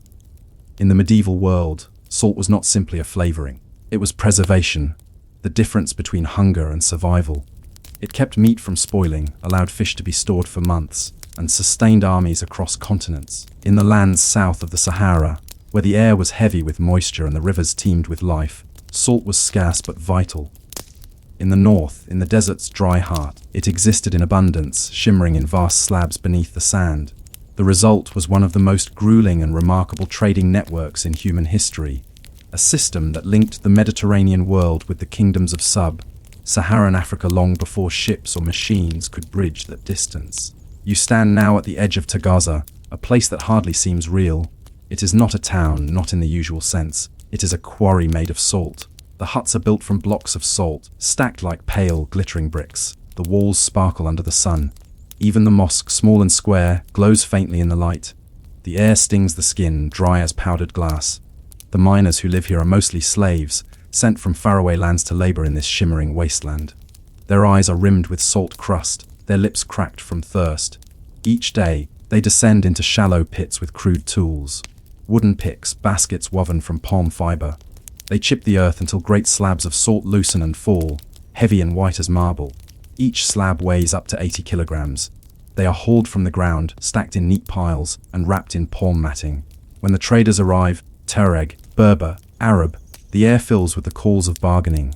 Gold dust is measured by weight on small brass scales. Slaves and camels change hands. And then, the loading begins. Each camel will carry up to 3 salt slabs, balanced carefully on either side of a wooden saddle. The straps must be tight, but not cruel. The men work quietly, for in the desert, energy is sacred. Voices carry far in this emptiness. Words are spent sparingly.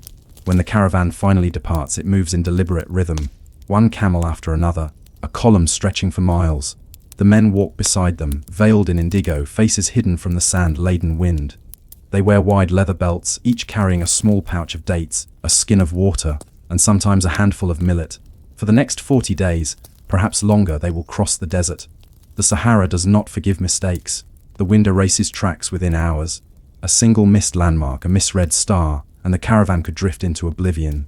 Heat mirages play cruel tricks. Distant pools that vanish as you approach. Oases that shimmer on the horizon and dissolve into sand. Navigation depends on the Azalai, the seasoned caravan guides. Their knowledge is inherited, passed from father to son. The shape of dunes, the feel of the wind, the position of the constellations. To outsiders it seems impossible, but to them the desert is alive, whispering its secrets to those who listen. At night, when the air cools and the stars reveal themselves, the caravan halts. Fires are forbidden, wood is too precious, and light can attract unwanted visitors. Instead, the men eat in silence. A few dried dates, perhaps a sip of water. The camels groan softly as they kneel in the sand, their shadows long under the moon. Some men sleep immediately, wrapping themselves in cloaks against the cold. Others sit awake, staring into the horizon, listening to the wind sing through the dunes. If you have ever been far from civilization, you might know this feeling, the strange comfort of distance, the hum of emptiness that feels both lonely and eternal. Here in the Sahara, that sensation becomes a kind of religion. Days blur together. The sun rises and falls, and the caravan moves on, tracing ancient rhythms of survival.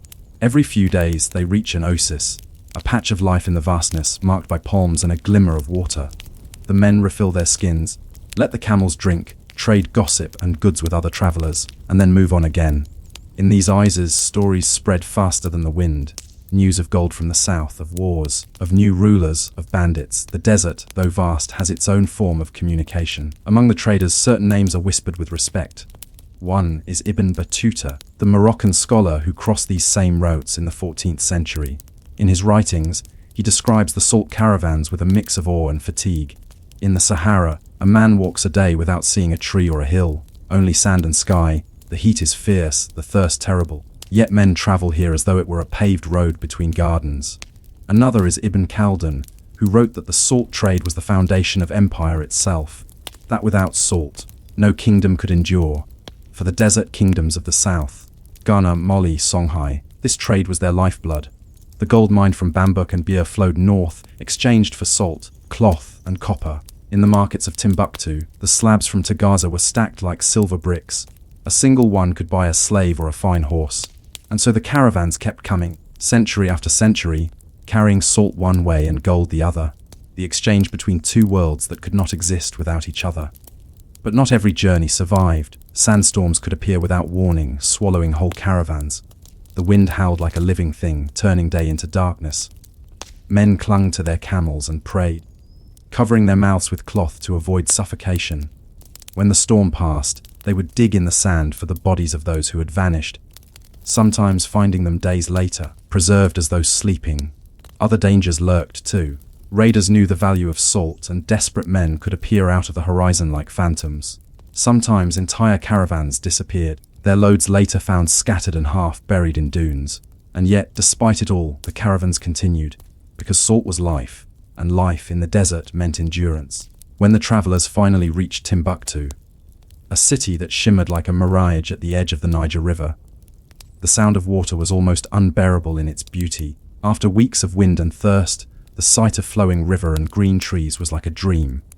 Here, the salt slabs were unloaded and carried to the markets, where scribes recorded transactions in Arabic script and merchants bargained beneath woven canopies.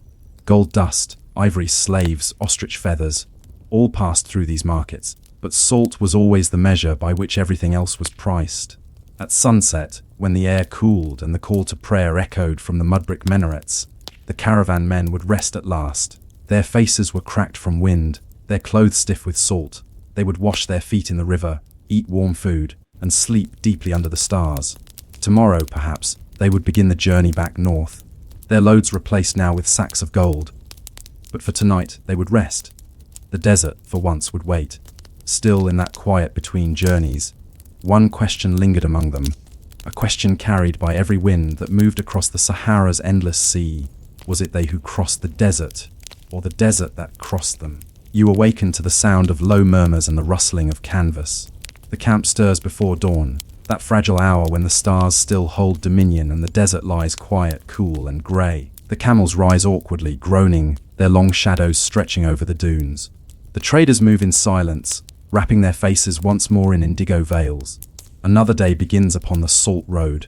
The journey from the northern mines to the southern kingdoms was not a single path, but a web. Hundreds of miles of shifting roads marked by memory, intuition, and inherited wisdom. To walk it was to join a lineage older than nations.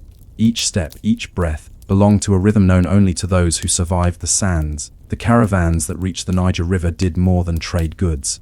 They wove together civilizations. From the barren flats of Tagaza, men carried the desert's white treasure, salt, through unending miles of wind and dust, all to feed cities that glimmered with gold.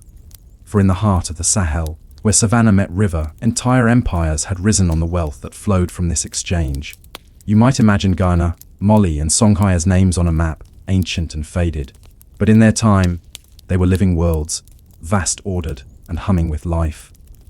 Their capitals thrived on the pulse of trade, their wealth glittered in the sunlight, and their rulers held dominion not just by the sword, but by the salt that preserved their people's food, and the gold that adorned their shrines. Let us begin with Ghana, the first of these kingdoms to rise from the desert's southern edge. By the 9th century, long before European travelers would glimpse its borders, Ghana controlled the crossroads between the northern salt roads and the southern forests of gold. The king of Ghana, it is said, sat in audience surrounded by dogs adorned with gold collars. His throne was raised on a dais of ivory. In the great market of Kumbiseli, traders from the Maghreb mingled with local merchants, exchanging salt, cloth, and copper for gold dust measured in tiny gourds. The empire's power lay in its ability to control, to tax the caravans, to guard the roads, to ensure that no merchant passed without tribute. Salt moved south, gold moved north, and Ghana prospered. But empires like dunes shift with time. By the 11th century, the power of Ghana began to wane. A combination of drought, internal conflict, and the rise of rival trade routes weakened its grasp. From its ashes rose another force, Mali. Under Sundiata Keita, the founder of Mali, a new order took shape. The kingdom spread like ripples on a pond, reaching across the lands once held by Ghana and beyond. Mali's rulers understood that power flowed along the salt roads, and so they guarded them fiercely. They built armies to protect the caravans, fortified the oases, and taxed every transaction that passed through their borders. And in return, gold flowed into their cities, into Timbuktu, Jau, and Niani, the capital of kings. It was under the rule of Mansa Musa, the most famous of Mali's emperors, that this wealth reached its zenith. When Musa undertook his pilgrimage to Mecca in the year 1324, his caravan was said to number tens of thousands of people, soldiers, slaves, attendants, and traders. He carried with him so much gold that the markets of Cairo collapsed under its weight, prices falling for years afterward. Yet, in all this splendor, one thing remained constant: the salt. Even as gold dazzled the world, it was the pale slabs from Tagaza that sustained it. In the royal kitchens of Niani, meat and fish were salted to survive the heat. In the army camps, rations were preserved with it. In the markets, salt was cut and measured like fine coin. For every ounce of gold that glittered, a dozen slabs of salt ensured that the people could eat another day. And so the caravans kept coming. Imagine the scene in Timbuktu during Mali's height. It is late afternoon. The air is thick with dust and the smell of wood smoke.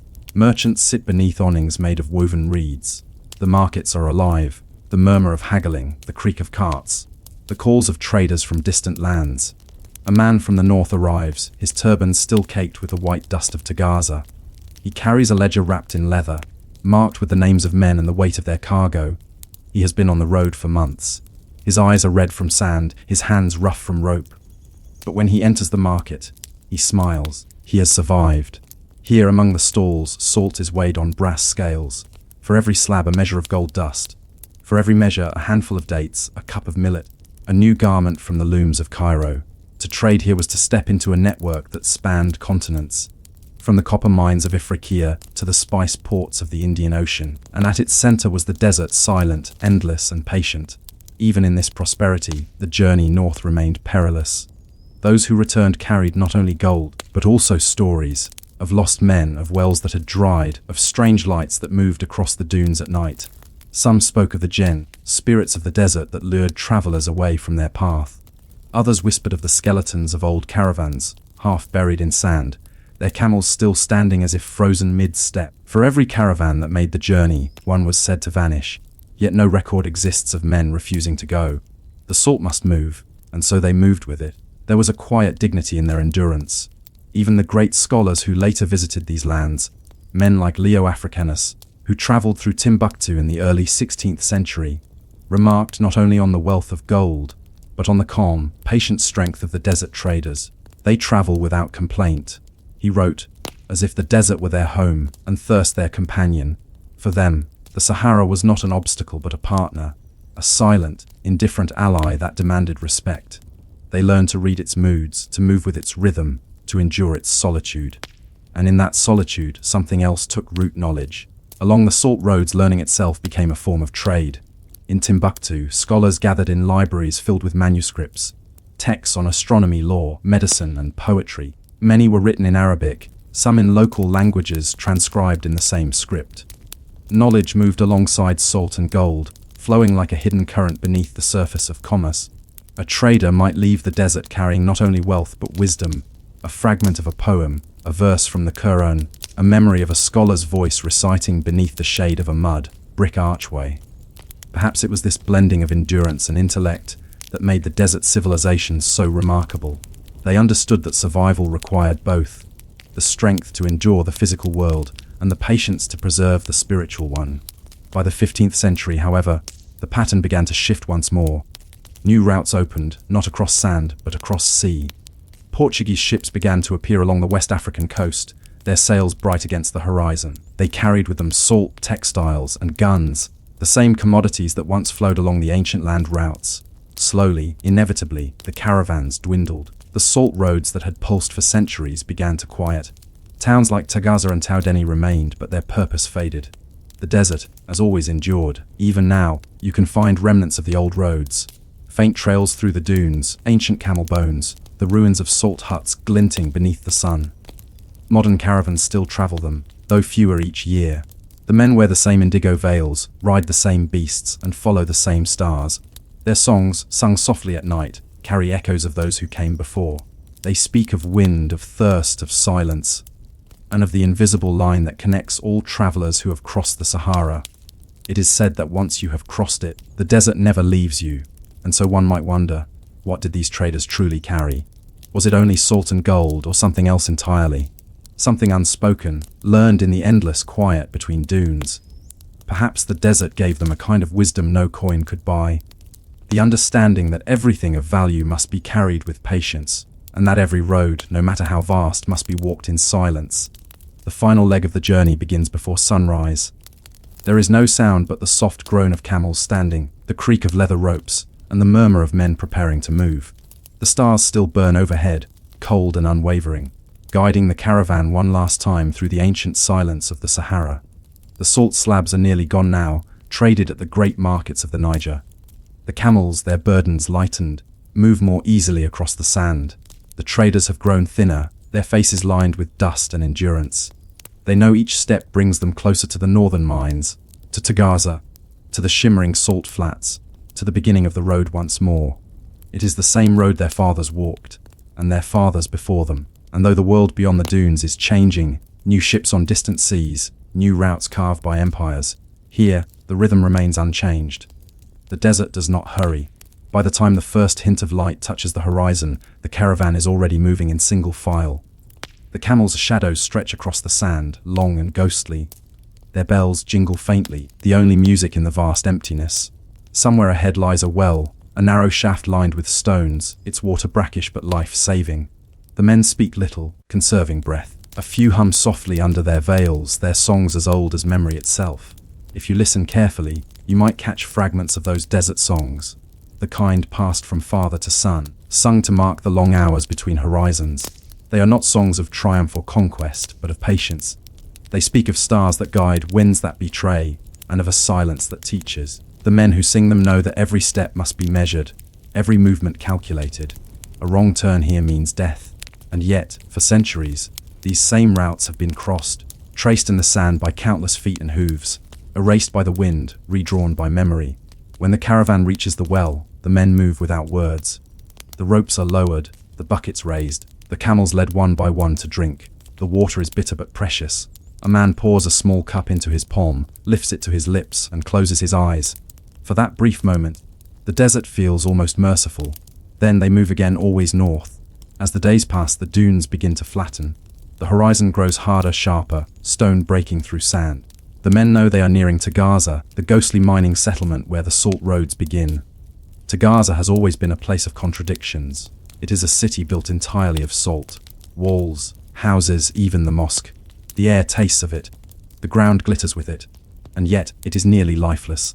The men who work here do not stay long. They mine, they load, they leave. Few call it home. When the caravan arrives, the miners emerge like specters, their faces grey with salt dust, their hands cracked and white. They greet the traders quietly, helping to unload the remaining goods. In exchange for what the caravan brings, grain, cloth and tools, the miners cut new slabs from the earth. The trade is silent and efficient. Each slab is weighed and stacked in careful order, bound with rope, marked for the next journey south. For a brief moment, there is life here. The sound of movement, of commerce, of exchange. But by dusk, the settlement returns to stillness. The miners disappear into their salt huts. The desert winds rise again, carrying grains of white dust that sting the skin and blur the edges of the world. In that endless white expanse, it is easy to forget the purpose of it all, to forget that these slabs, cut from the desert's belly, are the same that feed the cities far beyond the horizon. Salt, the quiet, invisible thread that bound kingdoms together. It preserved the food that sustained armies, flavored the meals of kings, and filled the trade coffers of empires. Without it, gold meant nothing. Without it, no civilization could endure the sun. And yet, the men who carried it are remembered in no stone, no chronicle, no poem. Their labor vanished into the wind. But perhaps that is fitting. The desert itself is their monument. Endless, eternal, patient. As centuries passed, the world beyond the Sahara continued to shift. The arrival of European sailors along the West African coast rewrote the maps of trade. Ships carried salt across oceans faster than caravans could cross dunes. Gold found new routes and new powers rose to claim it. The empires of the Sahel began to crumble. Ghana, Mali, Songhai, each falling in turn, their cities swallowed by dust and time. The scholars of Timbuktu still wrote their books, still copied their manuscripts by candlelight, but the caravans grew fewer each year. The salt roads, once crowded with life, grew silent. Still, they did not vanish. Even into the 19th century, travelers like René Cailly, the French explorer who crossed the Sahara disguised as a Muslim pilgrim, spoke of meeting Tuareg traders who remembered the old ways. He described them with reverence, proud, reserved, their faces hidden by indigo veils, their camels laden with salt. They told him stories of lost caravans, of wells swallowed by sand, of stars that shifted and confused even the most seasoned guides. To hear them speak was to realize that the desert had its own kind of memory, one that lived not in books or monuments, but in the minds of those who crossed it. And so, the salt road endured in whispers and habits. The traders' descendants still move along its ancient paths today, though fewer and slower. They travel not for gold or empire, but for continuity, for the quiet dignity of keeping a promise made long before memory began. They carry salt, yes, but also something less tangible, an inheritance of endurance. When the sun sets over the Sahara, the dunes turn the color of burnt copper. The wind softens. The last of the day's heat fades from the air. A lone trader might sit beside his camel, a small fire flickering between them, his face lit by its amber glow. He will pour tea into a tin cup and drink in silence. Around him stretches an ocean of sand, infinite, ancient, and unchanged. He may not know the names of the kingdoms that once rose and fell along his path. He may not speak of Mansa Musa or Ghana's gold markets, but he feels their weight all the same, in the sand beneath him, in the stars above, in the whisper of the wind that never stops moving. To live by the salt road is to belong to something larger than time. And as night falls, and the stars return, those same unblinking eyes that guided his ancestors, the trader might whisper an old phrase, one that has passed between travelers for centuries. The desert remembers even when we forget. The camels kneel. The fire dies. The wind carries the sound of their breathing into the dark. Somewhere far beyond the dunes, the salt continues its silent journey, from desert to river, from hand to hand, from life to life. And though the road itself may fade, the rhythm of it endures. Steady, patient, eternal. You can almost hear it, the faint echo of hammers on limestone, chisels scraping, and the murmured Latin commands of overseers carried through the dust. A city rises from the ground, not in a single day or even a generation, but through centuries of planning, sweat, and relentless precision. It is Rome, not the Rome of emperors and marble statues, but the Rome of engineers. Every triumphal arch, every road, every aqueduct that stretched across the countryside began here, in the minds and hands of men who are now mostly forgotten. Their names rarely appear in the grand histories written by senators and poets. Yet without them, the empire could never have existed. It begins with water. The Romans understood something that few ancient civilizations truly mastered. Control over water meant control over life. The Tiber River had given Rome its location, but it also flooded unpredictably. The early settlers learned to tame it, digging ditches, channeling streams, and eventually building aqueducts that carried clean water from distant hills into the heart of the city. The first of these, the Aqua Appia, built in 312 BCE, was a marvel of quiet genius. Conceived under the direction of the censor Appius Claudius Chaecus, it carried water nearly 16 kilometers from springs outside the city to the fountains, baths, and homes of Rome. Most of its length ran underground, a protection against enemies and the scorching Italian sun.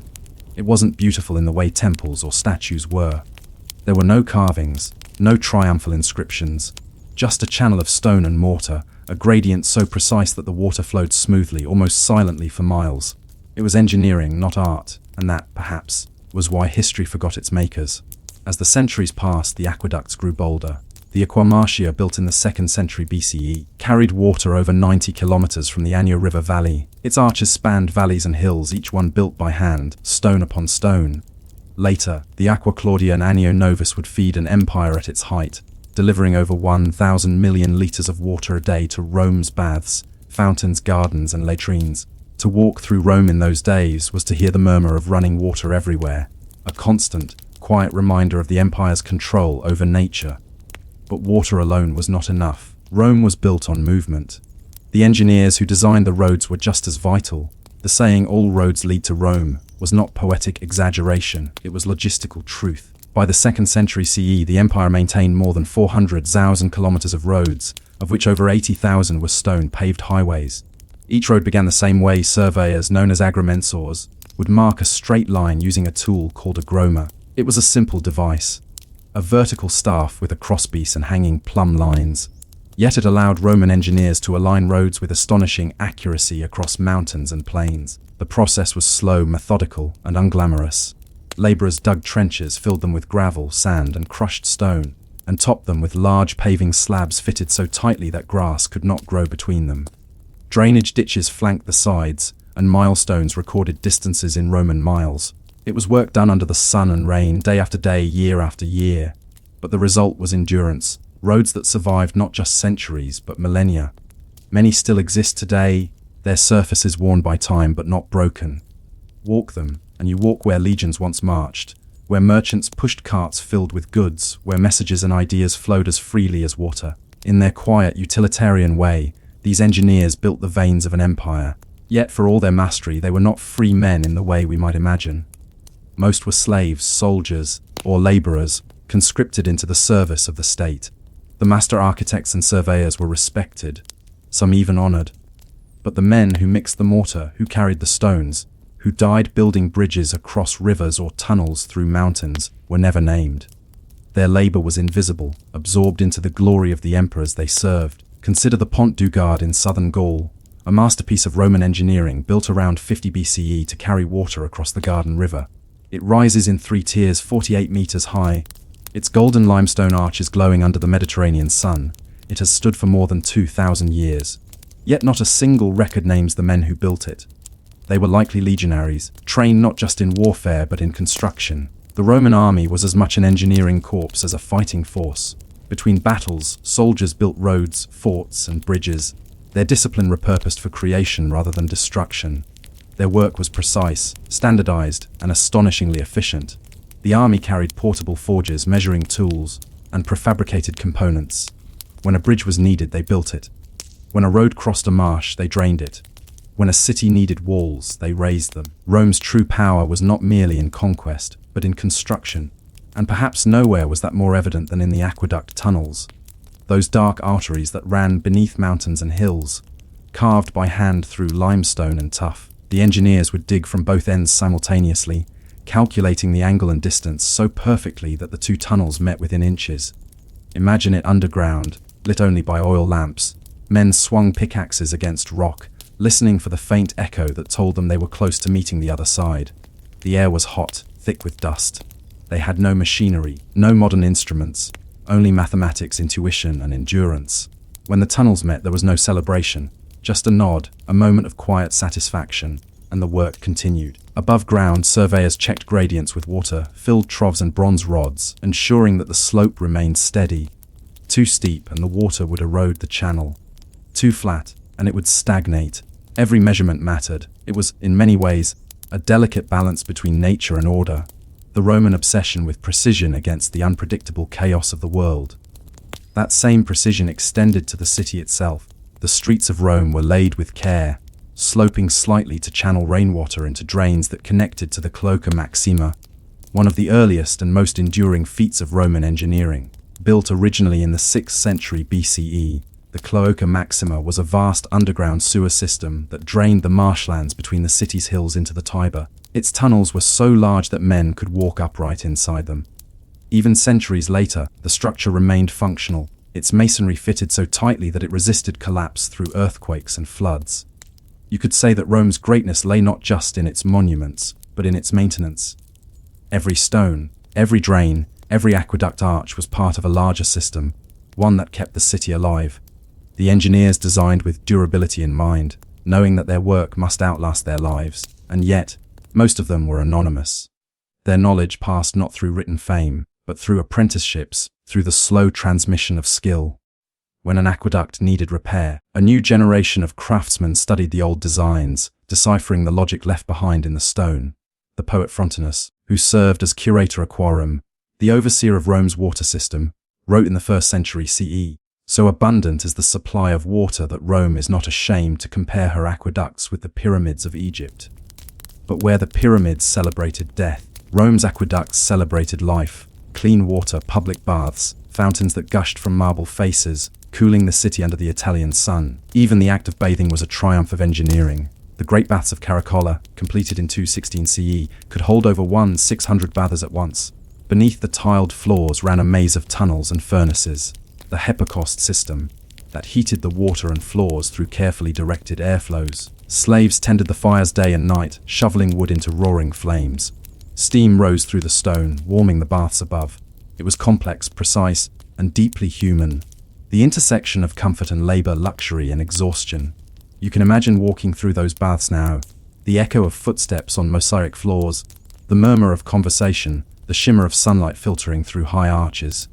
You would feel the warmth under your feet, a gift of fire and design, the product of minds that sought perfection in function. Yet outside those marble walls, the engineers remained unseen. When Rome fell centuries later, its aqueducts were among the first to break. Invaders cut the channels, destroyed the bridges, and the water that had once flowed so freely stopped. The fountains ran dry. the baths cooled, the sewers filled, and slowly, the city that had once been sustained by invisible hands began to crumble. But before that collapse, before the silence, there was a time when the hum of Rome's machines seemed eternal. The engineers did not see themselves as artists, yet they built beauty. They did not see themselves as rulers, yet they commanded the forces of nature. Their work was not meant to be remembered, only maintained. And perhaps that is why, standing amid the ruins today, what survives is not just the stone, but the philosophy behind it that order, precision, and persistence, even in the smallest details, can build something that endures beyond time. Still, as you walk beneath the silent arches of an ancient aqueduct, there's one question that lingers. Did the engineers of Rome know they were building forever? Or did they simply build well enough for today? The city above ground, the Rome of emperors, triumphs, and marble splendor, often takes the glory. But the true Rome lived beneath its streets. Down in the tunnels, in the workshops, and in the humming, water-filled arteries that kept the city alive. If you could travel back to the 1st century CE and stand in those underworld corridors, you might hear the drip of water echoing from vaulted stone, the scraping of tools, and the low murmur of craftsmen at work. It smelled of damp clay oil and smoke. The air was cool and heavy. Above them, the city bustled. Senators debated, soldiers marched, bakers filled the air with the scent of bread. And yet, these hidden workers toiled unseen, building systems that touched every citizen's life. Rome's true genius wasn't only its architecture, it was its infrastructure. And at the heart of that genius were its engineers. They were not philosophers or poets. They were mathematicians, surveyors, inventors, and craftsmen, often trained through apprenticeships rather than academies. Some were slaves who earned their freedom through service. Others were soldiers assigned to construction rather than combat. Together, they created a system so sophisticated that parts of it are still studied and imitated 2,000 years later. The language of stone and geometry. In the Roman world, geometry was more than theory, it was survival. The engineers relied on it to design aqueducts, bridges, and domes, measuring gradients so minute that modern instruments confirm their precision. They used simple tools, chorobates, wooden measuring tables balanced by plumb lines and filled with water to ensure perfect level, dioptras, early theodolites for measuring angles, and gromus, the cross-shaped surveying tools that aligned roads and buildings with uncanny straightness. When the Aqua Claudia was built in 38 CE, its chief engineers had to maintain a steady gradient, no more than a few centimeters of drop for every kilometer, over nearly 70 kilometers of rough terrain. Too steep, and the water would erode its channel; too shallow, and it would stagnate. So they measured, checked, and built. Slowly, deliberately.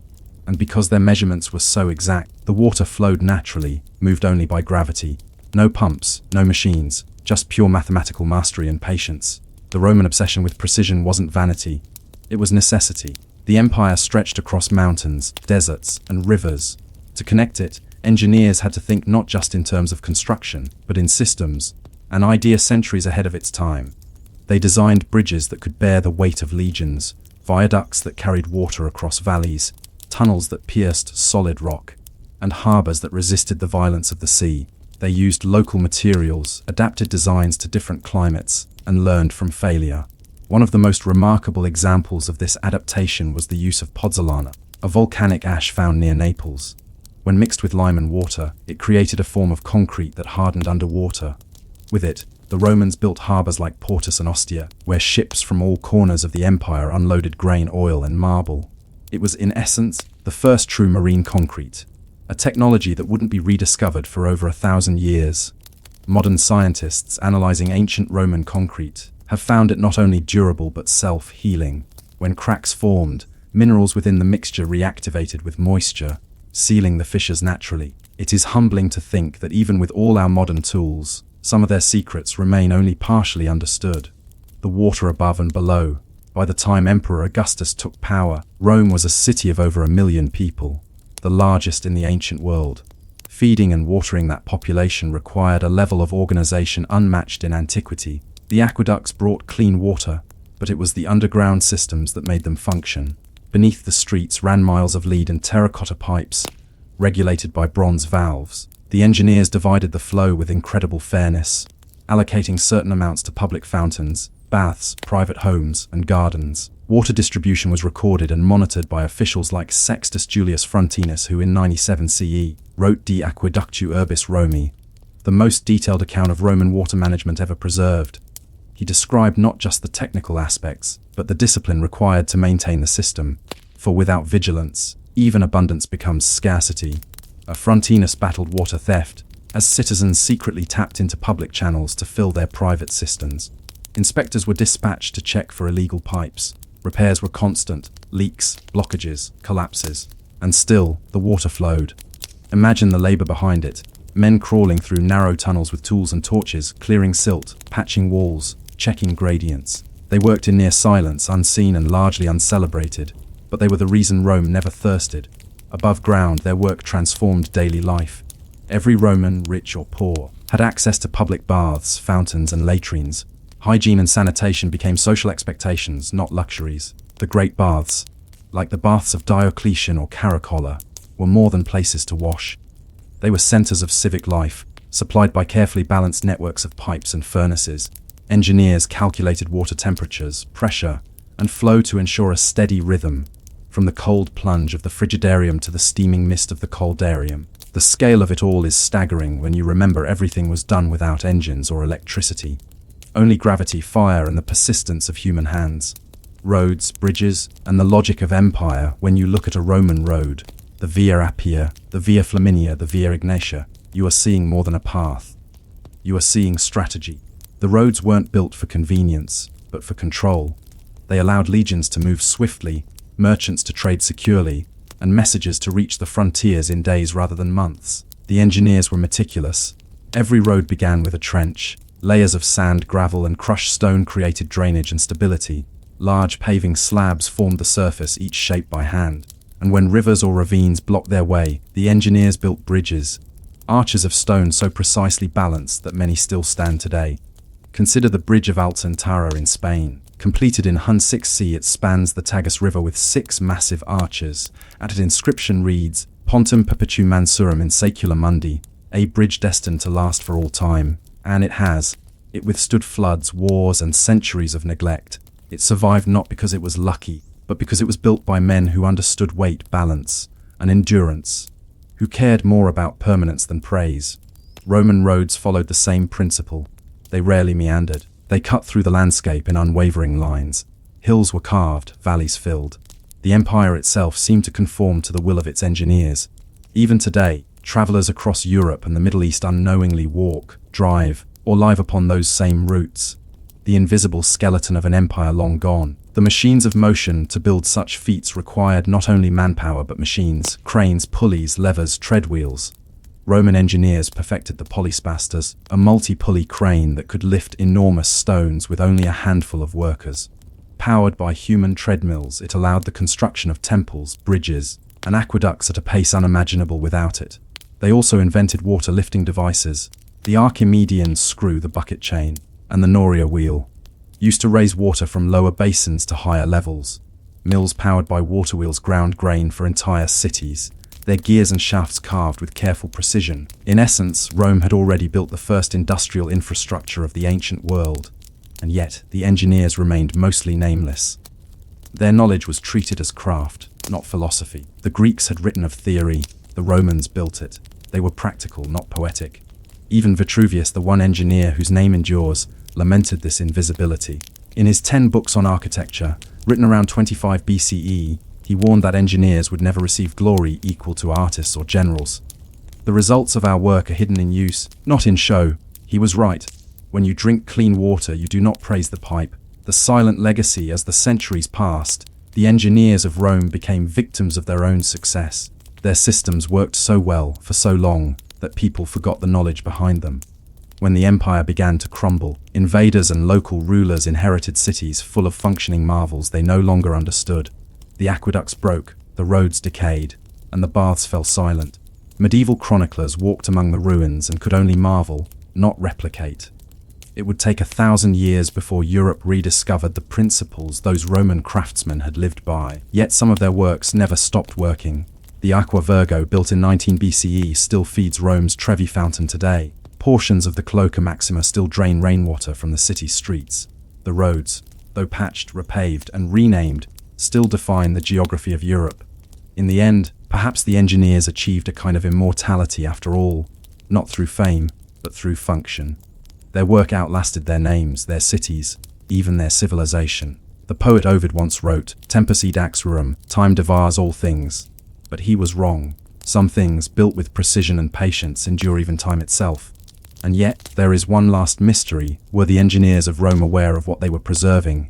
Not just water, or movement, or power, but memory itself.